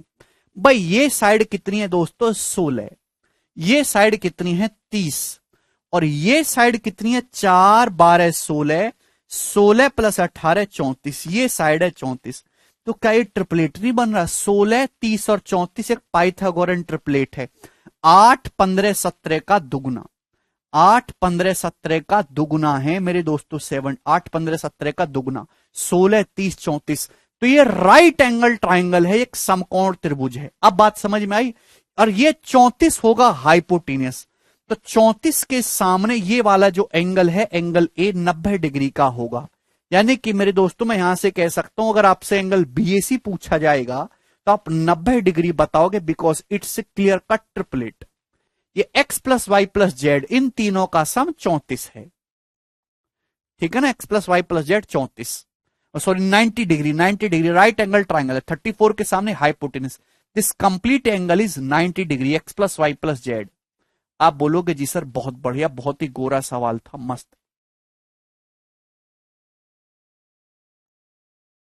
ठीक है, आप बोलोगे जी सर, लेकिन यहां जो पूछा गया है मेरे दोस्तों, वो क्या पूछा गया है? वो पूछा गया एंगल वाई। अब कैसे करें? वेरी गुड, आशीष ने अब एक और चीज पकड़ी। आशीष ने बहुत सही बात जवाब दिया है कि सर यहां पे बीसीएसी बराबर है। बीसीएसी क्या बराबर है? बीसीएसी कहां से बराबर दिख रहे हैं तुमको? पगला गए हो क्या? बीएन और ए बी बराबर है। देखिए ध्यान से देखिए, अगर किसी भी ट्राइंगल में दो साइड बराबर है तो दो एंगल सेम होगा। आप मुझे बताओ मेरे दोस्तों, मैं आपसे पूछना चाहता हूं ये साइड कितनी है, तो आपका जवाब होगा सर जी 16। 16। ये साइड बताओ, ये साइड कितनी है, तो ये 4 प्लस 12, ये भी कितनी है 16। तो बच्चों क्या आपको दो साइड 16 16 दिखाई दे रही हैं? अगर आप ट्राइंगल एबीएन को देखेंगे, ट्राइंगल एबीएन, ट्राइंगल एबीएन को देखेंगे मेरे दोस्तों, भैया बुद्धि चलाया करो बुद्धि। अगर किसी भी ट्राइंगल में दो साइड सेम है तो दो एंगल भी सेम होंगे। ये थीटा है तो ये भी थीटा होगा, आइसोसेलेस ट्राइंगल है भाई। ये साइड ए बी 16 है, ये बी एन भी 16 है, 4 प्लस 12 16। तो भाई ये एंगल अगर आपका x प्लस वाई हो रहा है, ये एंगल यहां से यहां तक x प्लस वाई हो रहा है, तो ये वाला एंगल भी x प्लस वाई होगा मेरे दोस्तों। ये एंगल भी x प्लस वाई होगा। यहां तक किसी भी स्टूडेंट को कोई समस्या? आप बोलोगे नहीं सर, अगर ये एंगल x प्लस वाई हो रहा है तो ये भी x प्लस वाई हो गया। ठीक है, आप बोलोगे जी सर बिल्कुल सही। अब आया मजा। अब क्या कहोगे? देखा बेटा, ये 30 है और 12 प्लस 18 ये भी 30 है। अगर थोड़ी बुद्धि लगाओ और बुद्धि का इस्तेमाल करो तो आप कहोगे कि सर ये वाली जो साइड है भाई, सर ये वाली जो साइड है, ये वाली साइड है 30, और ये वाली साइड भी 12 प्लस 18 ये भी 30 हो रहा है। तो ये भी आइसोसेलेस ट्राइंगल समद्विबाहु त्रिभुज है। ये भी आइसोसेलेस ट्राइंगल समद्विबाहु त्रिभुज है। आप बोलोगे जी सर। तो अगर दोस्तों आप ट्राइंगल ए एम सी को देखोगे, triangle A M C, triangle A M C को देखोगे, ये भी 30 है, ये भी 30 है। ये एंगल y प्लस जेड है, तो ये एंगल भी y प्लस जेड होगा मेरे दोस्तों। आप बोलोगे जी सर बिल्कुल। आइसोसेलेस ट्राइंगल, दो साइड सेम है तो दो एंगल बराबर होंगे। ठीक है प्यारे बच्चों, if this angle is triangle AMC को देखना है, बाकी मत देखो, अंधे हो जाओ अंधे। एएमसी के अलावा और कोई लाइन दिखनी नहीं चाहिए। ये total angle y plus Z है तो ये भी y प्लस जेड हो जाएगा। यहां तक एक भी स्टूडेंट को कोई डाउट? आप बोलोगे नहीं सर कोई भी डाउट नहीं है। अब क्या करें मेरे प्यारे बच्चों? मेरे प्यारे भी सवाल समाप्त। अगर आप बीच वाले ट्राइंगल को देखोगे, कौन से ट्राइंगल को? ट्राइंगल ए एम एन को। कौन से ट्राइंगल को देखना है? ट्राइंगल ए एम एन को। इस ट्राइंगल के तीनों एंगल पता है। जब तीनों एंगल पता है तो तीनों एंगल का सम कितना होना चाहिए? 180 डिग्री होना चाहिए। 180 डिग्री कर देते हैं मेरे दोस्तों। और मुझे यह बात अच्छी तरीके से पता है कि x plus Y plus Z 90 है। x plus Y plus Z 90 है ना। ये राइट एंगल ट्राइंगल है मेरे दोस्तों। जब आप इन तीनों एंगल को जोड़ेंगे, तीनों एंगल को जोड़ेंगे, तो देखिए जोड़ना भी दिमाग में होता है, लिखना नहीं। लिखने वाले गधा कहते हैं आजकल, है ना। ये x प्लस वाई और ये प्लस जेड, ये 90 हो जाएगा भाई। x प्लस वाई और प्लस जेड, ये 90 हो जाएगा। 90 तो बाकी बचा खुचा भी 90 होना चाहिए। टोटल 180। बचा खुचा है क्या भाई? ये y बचा और ये y बचा। तो y और ये y कितना आ गया जी? 2y। तो 2y equal to 90 degree. That means y कितना आ जाएगा मेरे प्यारे बच्चों? 45 डिग्री। यही सवाल का आंसर है, 45 डिग्री। बहुत ही प्यारा सवाल है, एक सुंदर सवाल है मेरे दोस्तों।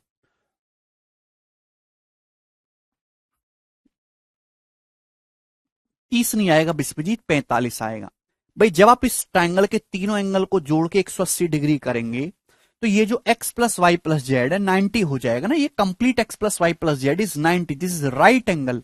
ये x plus Y plus Z 90 हो गया, तो बचा खुचा भी 90, तो ये y और ये y, दो y 90, तो y आ जाएगा 45 डिग्री।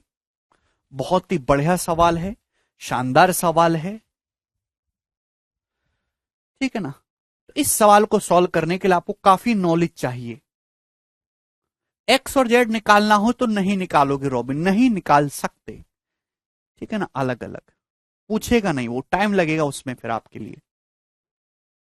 अगला सवाल, सवाल है मेरे प्यारे भाई नेक्स्ट 64 नंबर, जवाब दीजिएगा।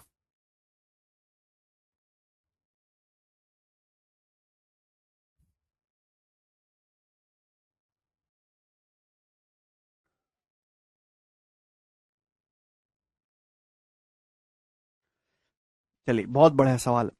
देखिए आपके सामने दिया है ट्राइंगल पी क्यू आर, आपके सामने ट्राइंगल पी क्यू आर दिया है। S and T R 2 points on side Q R and P Q respectively. S और टी मेरे दोस्तों दो पॉइंट हैं क्यू आर पे और पी क्यू पे रेस्पेक्टिवली। क्यू एस बराबर एस टी, तो यहां पे दे रखा है क्यू एस एस टी के बराबर है और पी एस पी आर के बराबर है। और angle P R Q, angle P R Q minus angle Q P S, इन दोनों का जो डिफरेंस है वो 44 डिग्री है। Angle P R Q minus angle Q P S 44 degree है। तो आपसे पूछा angle Q S T, angle Q S T का मान आपको बताना है। डायग्राम स्केल से ड्रॉ नहीं किया गया है मेरे दोस्तों, diagram is not drawn to scale. आपसे क्यू एस टी का मान पूछा, जवाब दीजिए, करो।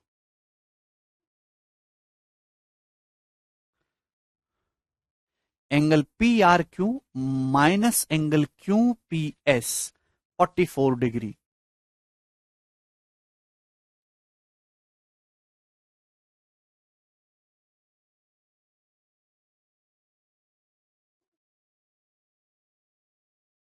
करिए।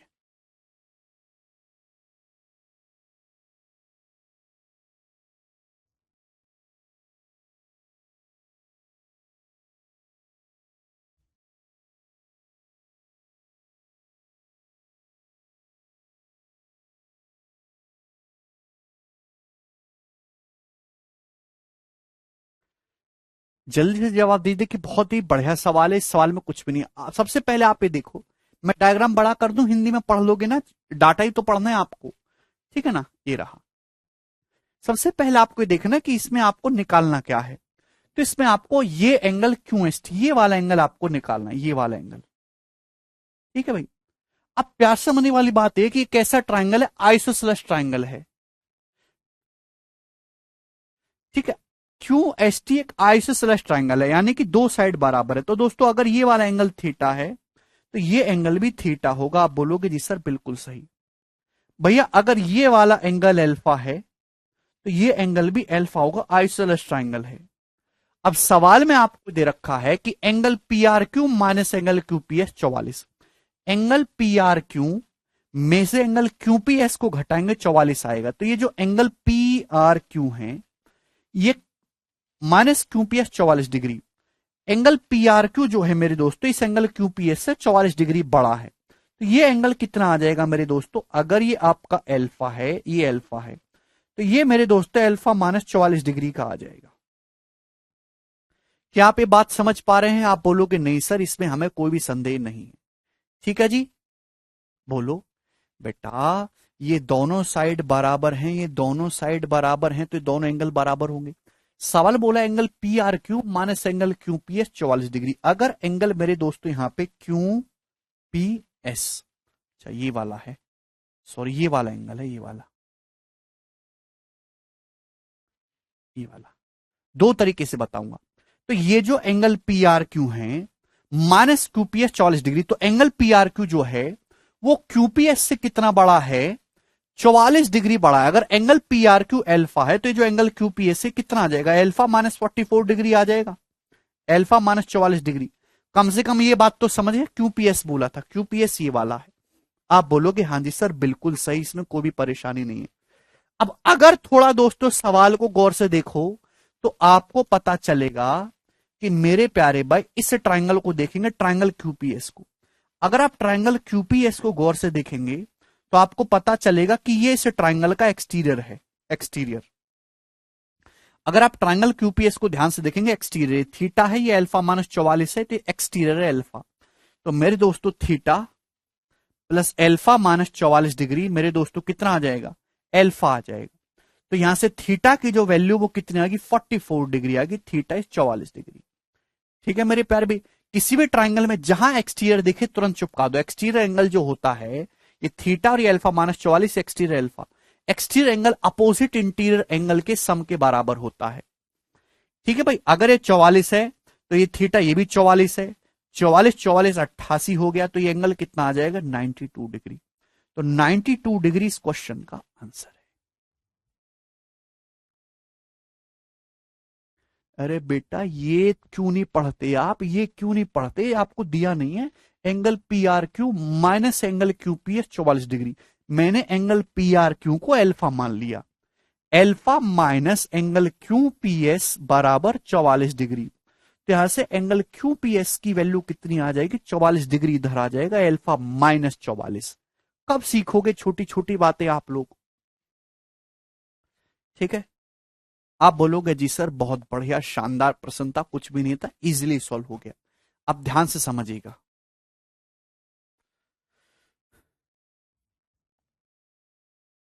प्यार से।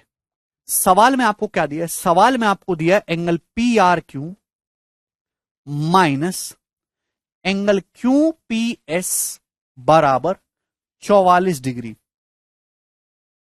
ये आपको सवाल में दिया है, थोड़ा लॉजिकली समझने की आदत डालिए।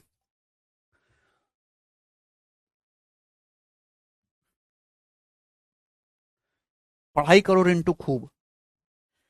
भाई यार तुम बिल्कुल बुड़बक हुई हो क्या, ये जो चीज आपको दी है आप इसका प्रयोग नहीं कर सकते। हर चीज मेरा दिमाग पकड़ के समझनी है क्या, अपना इस्तेमाल नहीं कर सकते कुछ। क्या आप लोग अपना इस्तेमाल नहीं कर सकते दिमाग, कि अगर मैंने ये एंगल अल्फा मान लिया है और ये आपको दिया है तो यहां से एंगल क्यूपीएस के वैल्यू अल्फा माइनस 44 डिग्री होगी। ये बात में मुझे ही देख के समझोगे, मुझ पे ज्यादा डिपेंड मत हो, मैं आपका पेपर लिखने नहीं जा रहा वहां पे। अपनी बुद्धि भी इस्तेमाल करो, बोर्ड से भी नजर हटा लिया करो कभी कभी। देखिए ध्यान से, ये सवाल आपके सामने देखिए। एक तरीका होता है वैल्यू पुटिंग, वैल्यू पुटिंग आपने, वैल्यू पुटिंग में आपको ट्रिग्नोमेट्री में भी पढ़ाऊंगा, वैल्यू पुटिंग में आपको अलजेब्रा में भी पढ़ाऊंगा। एक चीज होती है मेरे दोस्तों डिपेंड करना, ध्यान सुनेगा, जैसे प्यार से समझने की कोशिश करेगा। मैं अगर आपसे ये कहूं कि x माइनस वाई जो है वो 7 है, 7, तो आप मुझे बताओ 4x माइनस 4y क्या है, 4x माइनस 4y बराबर क्या। ये जरा सवाल का जवाब आप मुझे बताइए। यदि x माइनस वाई 7 है तो 4x माइनस 4y बराबर क्या।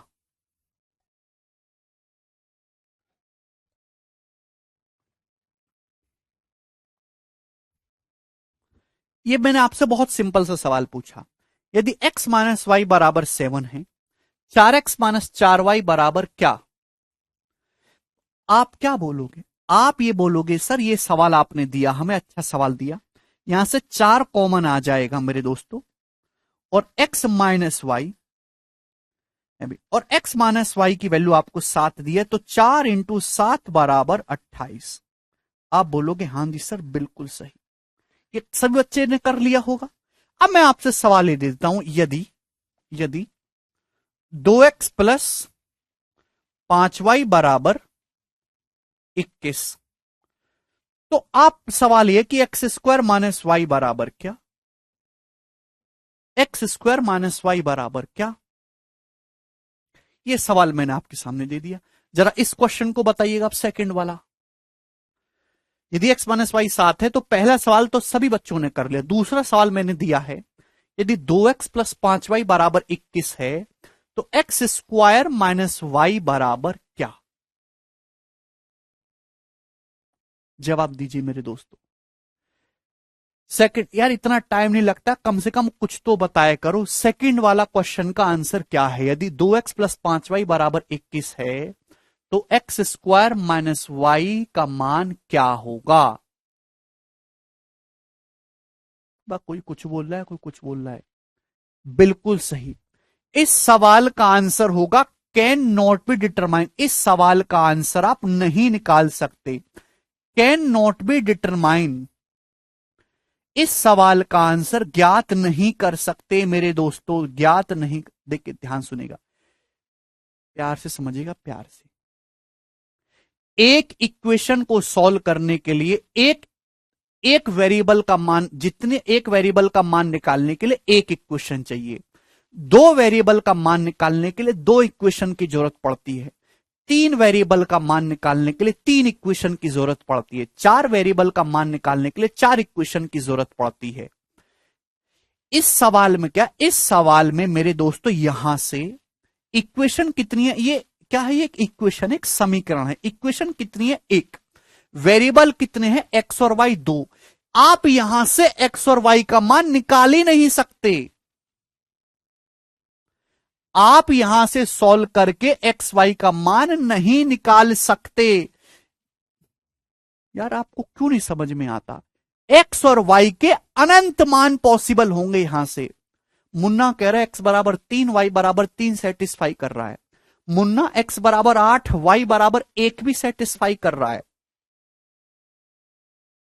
एक्स बराबर 10.5 वाई बराबर 0 भी सेटिस्फाई कर रहा है। एक्स बराबर 0 वाई बराबर 21/5 भी सेटिस्फाई कर रहा है। अनंत आंसर है मेरे दोस्तों, अनंत। अरे गधो, एक्स बराबर 3 वाई बराबर 3 सेटिस्फाई कर रहा है। मान लिया एक्स बराबर 8 और वाई बराबर 1 भी तो कर रहा है। एक्स बराबर 10.5 वाई बराबर 0 भी तो कर रहा है।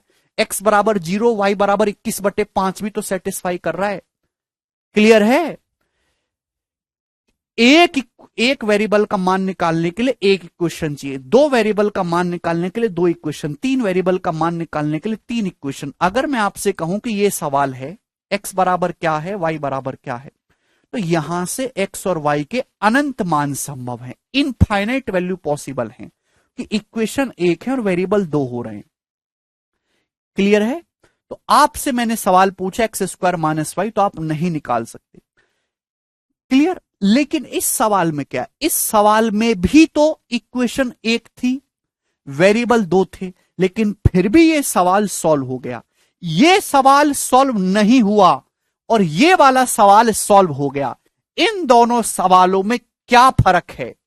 यह वाला सवाल सॉल्व हो गया और ये इनफाइनाइट आंसर आएंगे बेटा अवंतिका, अलग अलग। ये वाला सवाल तो सॉल्व नहीं हुआ, ये वाला सवाल सॉल्व हो गया। क्यों? क्योंकि इस सवाल का आंसर डिपेंड कर रहा है एक्स के मान पे और वाई के मान पे।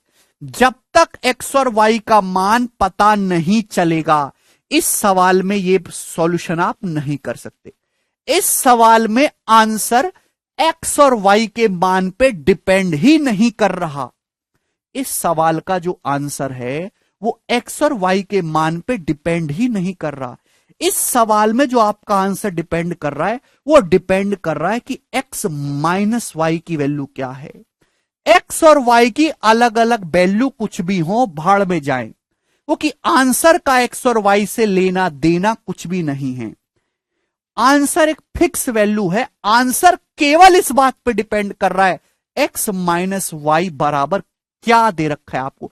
इस सवाल में आपका आंसर डिपेंड कर रहा है इस सवाल की दी गई इक्वेशंस पे। इस सवाल में आपका आंसर डिपेंड कर रहा है एक्स और वाई की अलग अलग वैल्यूज पे। तो मेरे प्यारे भाई, यहां एक्स और वाई क्या है इससे आपको कोई लेना देना नहीं है। बस ये कंडीशन सेटिस्फाई होनी चाहिए। एक्स माइनस वाई बराबर 7। आप एक्स 7 लो, वाई 0 लो, आंसर तो भी 28 आएगा। आप एक्स 8 लीजिए, वाई 1 लीजिए, 8 चौक 32 माइनस 4, आंसर अभी भी 28 आएगा। अभी क्लियर है?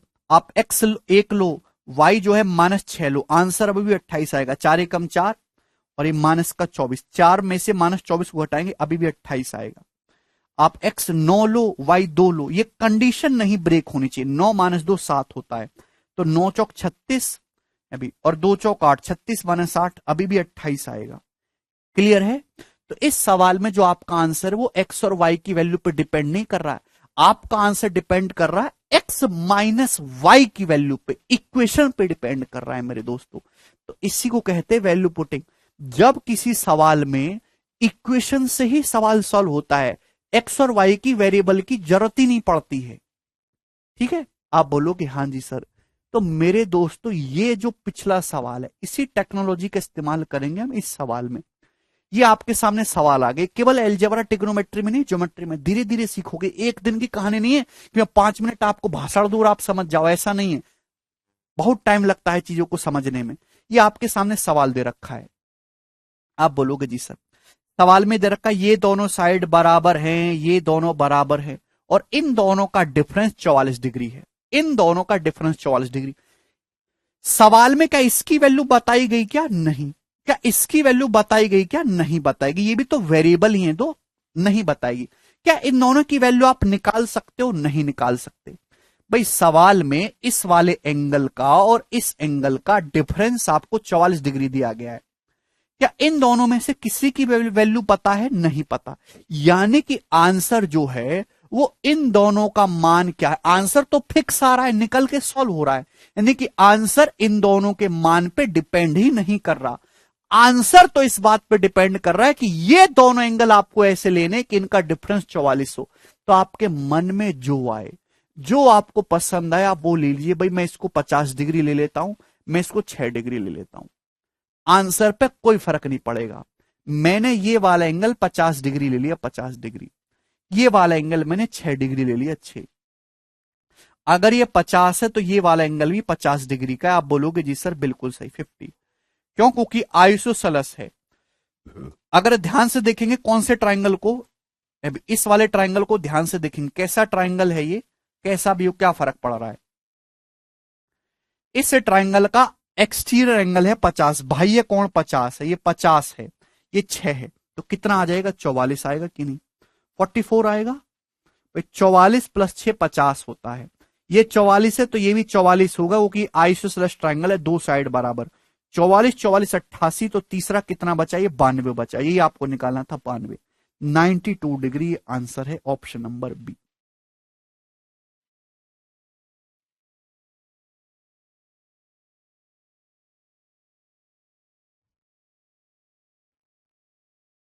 आप जो मर्जी आए वो ले लो। एक बच्चा कहता है सर मैं तो एक्स पीआरक्यू को 45 डिग्री लूंगा, मैं इसको 1 डिग्री लूंगा। आप कुछ भी करो, आंसर पर रत्ती भर फर्क नहीं पड़ेगा, कि आंसर इन दोनों के मान पे डिपेंड ही नहीं कर रहा। ना आप इनका मान निकाल सकते हो, ना कोई तरीका है, ना कोई फॉर्मूला है। आंसर तो केवल इस इक्वेशंस पे डिपेंड कर रहा है। आपने इसको 45 डिग्री मान लिया, इन दोनों का डिफरेंस, सवाल की दी गई कंडीशन गलत नहीं होनी चाहिए, वो कंडीशन सही होनी चाहिए। 45 डिग्री है, आपने 1 डिग्री मान लिया, ये भी 45 डिग्री आ जाएगा, आइसोसेलेस है। एक्सटीरियर 45 है, एक है, ये कितना आ जाएगा? 44 डिग्री। ये 44 तो ये भी 44, आइसोसेलेस ट्राइंगल। ये 44, ये 44 88, तो ये कितना आ जाएगा? 92 डिग्री, 92 डिग्री। करेक्ट है बी ऑप्शन। मुझे लगता है कि आपको मजा आया होगा, धीरे धीरे आप सीखोगे जब मैं इस पे और भी कुछ क्वेश्चंस कराऊंगा। ये बताइए अगला सवाल। मेरे दोस्तों सवाल है आपके सामने 65 नंबर। ये बताइए जिस क्वेश्चन का क्या आंसर है।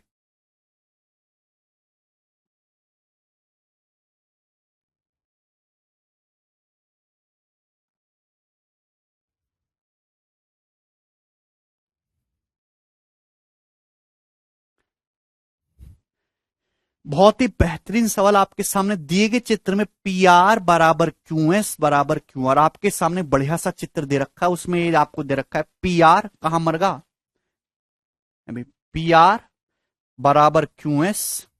भाई ये पी आर, ये क्यू एस और ये क्यू आर, ये तीनों बराबर हैं। थीटा की वैल्यू आपसे पूछिए। जो बच्चा इस साल को करके बताएगा भगवान उसके घर में नौकरियों की लाइन लगाएगा। चलिए आपके सामने सवाल दे रखा है, बोला है पी आर, पी आर मतलब है मेरे दोस्तों ये, बोला है क्यू एस, पी आर मतलब है मेरे प्यारे भाई ये क्यू एस, क्यू एस मतलब है ये, और ये जो है मेरे दोस्तों Q R, sorry P R ये है, ये क्यू आर है, ये क्यू एस, ये तीनों सेम है। थीटा बताना, थीटा ये। अब कोई फॉर्मूला तो है नहीं भाई, जहां दो दो साइड बराबर दिखे वहां एक्सटीरियर लगाते जाओ। सबसे पहले एक एक बात को समझेंगे, ये पी आर और ये क्यू आर सेम है, ये पी आर और ये क्यू आर सेम है मेरे दोस्तों। अगर ये थीटा है तो ये एंगल कितना आ जाएगा, ये अगर इस छोटे ट्राइंगल को देखेंगे, ट्राइंगल क्यूपीटी को, ये एक्सटीरियर है थीटा, ये 40 डिग्री है, तो ये एंगल कितना आ जाएगा, थीटा माइनस 40 डिग्री का। आप बोलोगे जी सर बिल्कुल सही, थीटा माइनस 40। बच्चों इसमें कोई परेशानी, इसमें कोई परेशानी नहीं। ध्यान से देखेंगे ट्राइंगल पी क्यू आर को, कैसा ट्राइंगल है, आइसोसेलेस है, ये दोनों साइड बराबर है, दोनों एंगल बराबर। भाई अगर ये थीटा माइनस 40 है तो ये भी पूरा एंगल थीटा माइनस 40 होगा, ये भी पूरा एंगल थीटा माइनस 40 होगा। अब ये 40 डिग्री है, तो ये कितना बचा बच्चों, ये कितना बचा, ये एंगल कितने डिग्री का बचा, कोई बताने वाला बचा है इस दुनिया में, ये कितने डिग्री का होगा। भाई अगर ये पूरा थीटा माइनस 40 से 40 से थीटा माइनस 40 में से 40 घटाएंगे तो थीटा माइनस 80 डिग्री का आ जाएगा। बोलो, थोड़ी बुद्धि लगाओ बेटा, बुद्धि भगवान ने लगाने के लिए दी है। भाई अगर ये थीटा है, ये 40 है, तो ये थीटा माइनस 40 हो जाएगा। आइसोसेलेस ट्राइंगल है, ये थीटा माइनस 40 है, तो ये भी पूरा थीटा माइनस 40 होगा। ये 40 डिग्री, तो कितना बचा, थीटा माइनस 40 में से 40 और घटाएंगे, theta minus 80 degree. Same ditto ये आपको यहां करना है, ये थीटा है, ये 50 है, तो ये कितना आ जाएगा, थीटा माइनस 50 डिग्री। आप बोलोगे जी सर बिल्कुल सही। अब ध्यान से देखेंगे सवाल में आपको क्या बोला है। भाई ये वाला जो है, ये जो क्यू एस है और ये जो क्यू आर है सेम है, ये क्यू आर और ये क्यू एस सेम है, दो साइड बराबर है, आइसोसेलेस ट्राइंगल। भाई ये थीटा माइनस 50 है, तो ये भी पूरा थीटा माइनस 50 होगा, ये 50 डिग्री, तो ये कितना बचा, थीटा माइनस 50 में से 50 घटाएंगे, थीटा माइनस 100 डिग्री का आएगा। क्लियर है। पी थीटा माइनस 40 कैसे है बेटा ऋतिक, आंखें ना खोल के रखा करो, इलाज करा लो अपना, ठीक है ना। हमारे तो चश्मा लगा हुआ फिर भी दिखता है। ये थीटा है मेरे दोस्तों, ये 40 है, तो थीटा माइनस 40 नहीं होगा। ये ट्राइंगल पी क्यू टी का एक्सटीरियर नहीं दिख रहा तुझको, एक्सटीरियर, अबे गधे। सवाल समाप्त। क्या इस सवाल में अब कुछ भी बचा है, कुछ भी बचा है। ट्राइंगल क्यू टी आर को देखो, इस ट्राइंगल को क्यू टी आर को, तीनों एंगल पता चल गए। जब तीनों एंगल पता चल गए तो तीनों का सम होना चाहिए 180 degree. Theta theta theta, 3 theta, -80 -100 -180 degree बराबर 180 डिग्री। 180 प्लस 180 360, 360 बटे 3 120 डिग्री, तो थीटा 120 डिग्री आएगा और यही आंसर होगा। मुझे लगता है कि यह सवाल अब आपको अच्छी तरीके से समझ में आ गया है। ऐसा अगर और कोई भी सवाल बनाया जाएगा तो आप कर लोगे। अब आगे चलेंगे। सवाल है जी आपके सामने 66 नंबर, ये बताइएगा।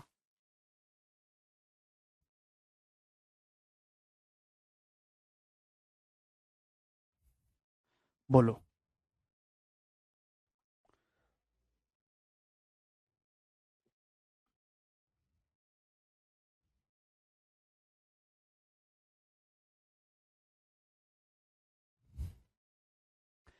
एक स्क्वायर एबीसीडी है, उसके अंदर एक इक्विलेटरल ट्राइंगल बीपीसी बनाया गया है। तो आपसे पूछा एंगल एपीडी। देखिए, आपको थोड़ा बहुत स्क्वायर और इक्विलेटरल ट्राइंगल के बारे में पता होना चाहिए। इक्विलेटरल ट्राइंगल की मेरे दोस्तों तीनों साइड सेम होती हैं, है भाई, तीनों एंगल सेम होते हैं 60-60 डिग्री के। लेकिन जो स्क्वायर होता है, स्क्वायर होता है वर्ग, चौकोर बॉक्स, चौकोर, चारों साइड बराबर होती हैं, चारों एंगल 90-90 डिग्री के होते हैं, 90-90 डिग्री के, है भाई। अगर आप एक स्क्वायर का डायगोनल खींचते हैं तो बिल्कुल दो बराबर टुकड़े हो रहे हैं, जैसा इधर है वैसा ही उधर है, तो बिल्कुल बाइसेक्ट होता है आधा आधा, ये 45 डिग्री, ये 45 डिग्री, 45 डिग्री में हो जाता है टुकड़े दो बराबर। तो मेरे दोस्तों आपको यहां पे यही करना है, बहुत ही दिमाग लगाना है, ध्यान सुनेगा। आपके पास एक स्क्वायर है इस प्रकार से, वर्ग A A B C D, A B C D. अब थोड़ा ना लॉजिकली समझिएगा। अब इसके अंदर एक इक्विलेटरल ट्रायंगल बनाया गया बीपीसी, तो इक्विलेटरल ट्रायंगल बीपीसी बनाया गया तो बी और सी वर्टेक्स तो सेम है, यानी कि मेरे दोस्तों ये जो इक्विलेटरल ट्रायंगल बना होगा ये कहां बना होगा, अंदर बना है, साइड बीसी के ऊपर बना होगा, साइड बीसी के ऊपर बना होगा। तो इक्वल भाई स्क्वायर की तो चारों साइड सेम होती है, ये एक दो और तीन और चार, चारों साइड सेम है। और इक्विलेटरल ट्रायंगल आपको साइड बीसी के ऊपर बनाना है, तो इक्विलेटरल ट्रायंगल कैसे बनेगा, ऐसे। ये इक्विलेटरल ट्रायंगल बन जाएगा दोस्त। बोलो यहां तक किसी भी स्टूडेंट को कोई समस्या, मतलब जो स्क्वायर की साइड है वही इक्विलेटरल ट्रायंगल की साइड हो जाएगी। अबे ये बीसी स्क्वायर की साइड भी है, यही बीसी इक्विलेटरल ट्रायंगल की साइड भी है मेरे दोस्तों, तो सेम हो जाएगा मेरे दोस्तों। यहां पर इक्विलेटरल ट्रायंगल की साइड और ये स्क्वायर की जो साइड है सेम हो जाएगा। बोलो कोई बच्चा कहेगा सर आप ये ऊपर तक क्यों नहीं लेके गए पी तक, तो भाई उसके पीछे का कारण है, भाई स्क्वायर है, भाई स्क्वायर की साइड अगर ए है तो एक अगर आप ऐसे ऊपर तक ले जाओगे तो ये भी ए है, ये आधा हो जाएगा a/2, तो ये तो ए से बड़ा आ गया ना। अगर आप ये ए है ये आधा आधा हो जाएगा a/2 पाइथागोरस लगाओगे तो ये तो ए से बड़ा हो जाएगा ना। मुझे ये साइड भी ए ही रखनी है, ये भी ए ही रखनी है, तो ये मतलब दोस्तों ऊपर तक नहीं पहुंचेगा, थोड़ा नीचे ही छूट जाएगा। बात समझ में आ गई कि नहीं, आप बोलोगे जी सर। आपको निकालना है एंगल एपीडी, आपको यहां पे एंगल एपीडी निकालना, एपीडी का मतलब ए से पी को मिलाइएगा और पी से डी को, ये एंगल आपको निकालना है यहां पे। जवाब दो। इक्विलेटरल ट्रायंगल की स्क्वायर की साइड सेम है, तो आप अगर ध्यान से देखेंगे इक्विलेटरल ट्रायंगल का हर एक एंगल 60 डिग्री होता है, ये 60 डिग्री है, ये भी 60 डिग्री है, ये भी 60 डिग्री है। आप बोलोगे जी सर बिल्कुल सही। अब बताओ ये कितना बचा, तो आपका जवाब होगा सर ये 30 डिग्री बचा, क्योंकि पूरा 90 है। अब ध्यान से लॉजिकली समझने वाली बात है कि भाई ये ट्रायंगल तो आइसोसेलेस है, ए बी पी को देखेंगे दोनों साइड सेम है ना, स्क्वायर के और इक्विलेटरल ट्रायंगल के 30 है, तो बाकी दोनों एंगल का सम 150 डिग्री बचा, 150 डिग्री। अगर ये 30 है तो बाकी दोनों एंगल का सम 150 डिग्री बचा, दोनों बराबर होंगे आधा आधा 75 डिग्री के, तो 75 डिग्री आएगा। सेम इसी प्रकार से मेरे दोस्तों ये 30 डिग्री है, बाकी जो दोनों एंगल का सम 150 डिग्री बचा, दोनों आधा आधा होंगे ना, 75 डिग्री, ये 75 डिग्री वो भी 75 डिग्री। भैया मेरे अगर ये 75 150 है, ये 60 210 है, पूरा चक्कर तो 360 होना चाहिए ना, 75 150 और 60 210, ये कितना बचेगा 150 डिग्री, टोटल 360 होना चाहिए ना। 360 में से आप 210 डिग्री घटा देंगे तो एंगल 150 डिग्री बचेगा। ऑप्शन नंबर डी करेक्ट है।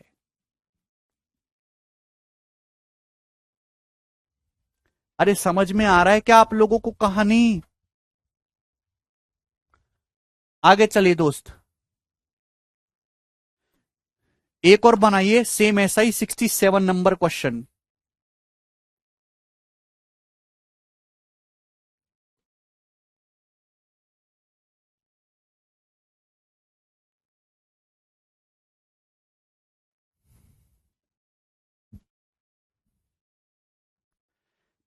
एक आपके सामने स्क्वायर बनाया गया वर्ग एबीसीडी इस प्रकार से,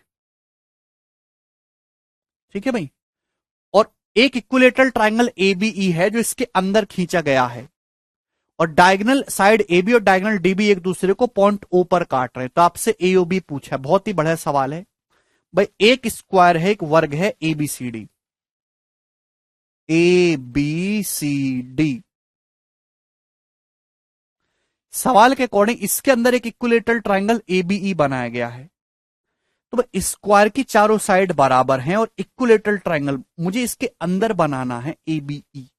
तो भाई एबीई जो है मेरे दोस्तों इक्विलेटरल ट्राइंगल, तो एबी जो है वो तो यही साइड आ गई ना एबी। तो इक्विलेटरल ट्राइंगल कैसे बनेगा? इस प्रकार से बन जाएगा।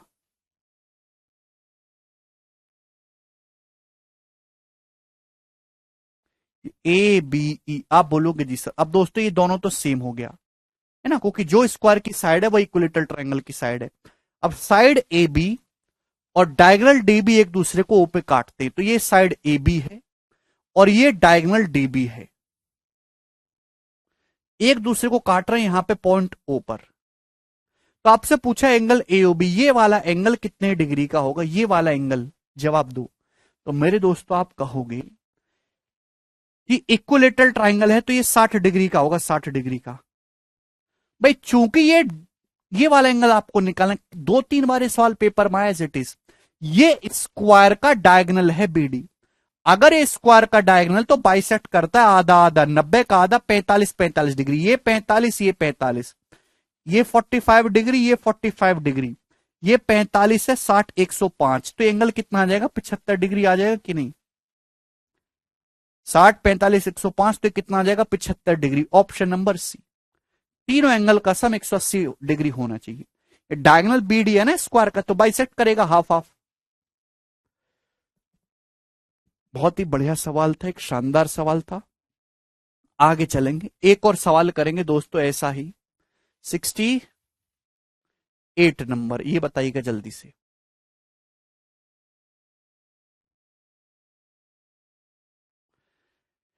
एक इक्विलेटरल ट्राइंगल एबीई है जो स्क्वायर की साइड एबी पर बनाया गया है। Equilateral triangle is outside the square, equilateral triangle जो है स्क्वायर के बाहर है। और लाइन डीई जो है और डायगोनल एसी जो है वो एक दूसरे को पॉइंट ओ पर काट रहे हैं। तो आपसे पूछा एंगल सीओडी कितना होगा? जवाब दीजिएगा मेरे दोस्तों। देखिए बहुत ही बढ़िया सवाल है, कोई भी दिक्कत वाली बात नहीं है। आपके पास मेरे दोस्तों इस प्रकार से है,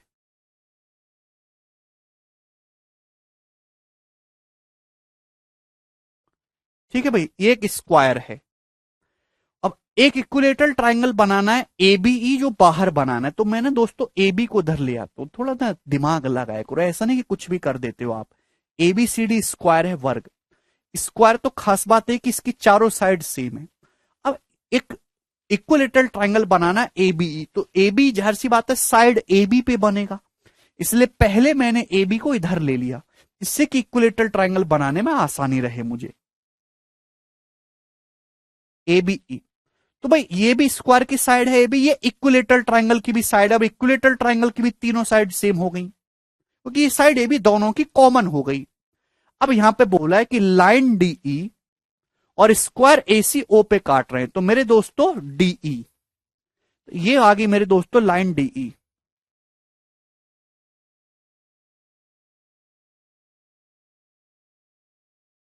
ये लाइन डीई हो गया।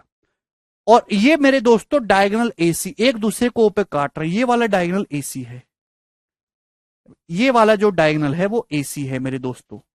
कहां मर गया? ये एक दूसरे को पॉइंट ओ पे काट रहे हैं। तो आपसे पूछा ये एंगल सीओडी, सीओडी ये वाला एंगल कितने डिग्री का होगा? जवाब दीजिए। ये एंगल सीओडी कितने डिग्री का होगा? कौन करके बताएगा? बहुत अच्छा सवाल है, फटाफट ध्यान से 1 सेकंड में करके बताइएगा, इससे ज्यादा जो है आपको नहीं करना है। मेरे प्यारे भाई जब आप ध्यान से देखेंगे तो आपको पता चलेगा कि ये जो है ये किसका एक्सटीरियर है।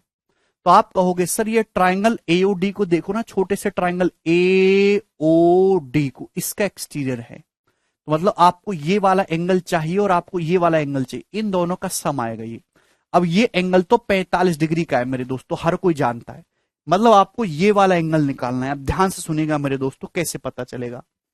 अब बताओ ये एंगल कितने का है मेरे दोस्तों? तो आप कहोगे सर 90 डिग्री, क्योंकि स्क्वायर है, हर एक एंगल 90 है। ये कितने का है? तो आप कहोगे सर इक्विलेटरल ट्राइंगल है 60, तो टोटल एंगल 90 60 150 हो गया। ये एंगल 150 डिग्री का हो गया, 90 + 60 150 डिग्री। आप बोलोगे जी sir this angle is complete 150, 90 + 60 total 150 हो गया। ट्राइंगल एडीई को देखो, ट्राइंगल एडीई को देखो, कैसा ट्राइंगल है एडीई, आइसोसेलेस है, दो साइड बराबर है, तो बाकी दो एंगल बराबर है। अगर ये 150 है तो बाकी दोनों एंगल का सम 30 डिग्री है, दोनों बराबर बराबर होंगे भाई, ये भी 15, ये भी 15, ये भी 15 डिग्री, ये भी 15 डिग्री, 15 डिग्री हो गया। आप बोलोगे जी सर अब ये एंगल 15 डिग्री आएगा, ये सवाल आया है प्री में, ये तो मैंने खुद बनाया आगे। अब स्क्वायर का ये डायगोनल है एसी, तो आधा आधा करेगा, बिल्कुल हाफ, 90 का आधा आधा, 45 45 में, तो 45 है भैया, ये 15 है, ये 45 है, तो एक्सटीरियर कितना बचा, तो आपका जवाब होगा सर इन दोनों का सम 60 डिग्री। ये वाला जो एंगल है ये 60 डिग्री हो जाएगा। अरे बोलो क्या आप कर पाओगे? ये पूरा 150 हो रहा था, बाकी 30 डिग्री बचा, टोटल 180 होना चाहिए, दोनों साइड बराबर है, दोनों एंगल बराबर होंगे 15 15 के। ठीक है, चलिए तो दोस्त आज इतना ही छोड़ेंगे, बाकी कल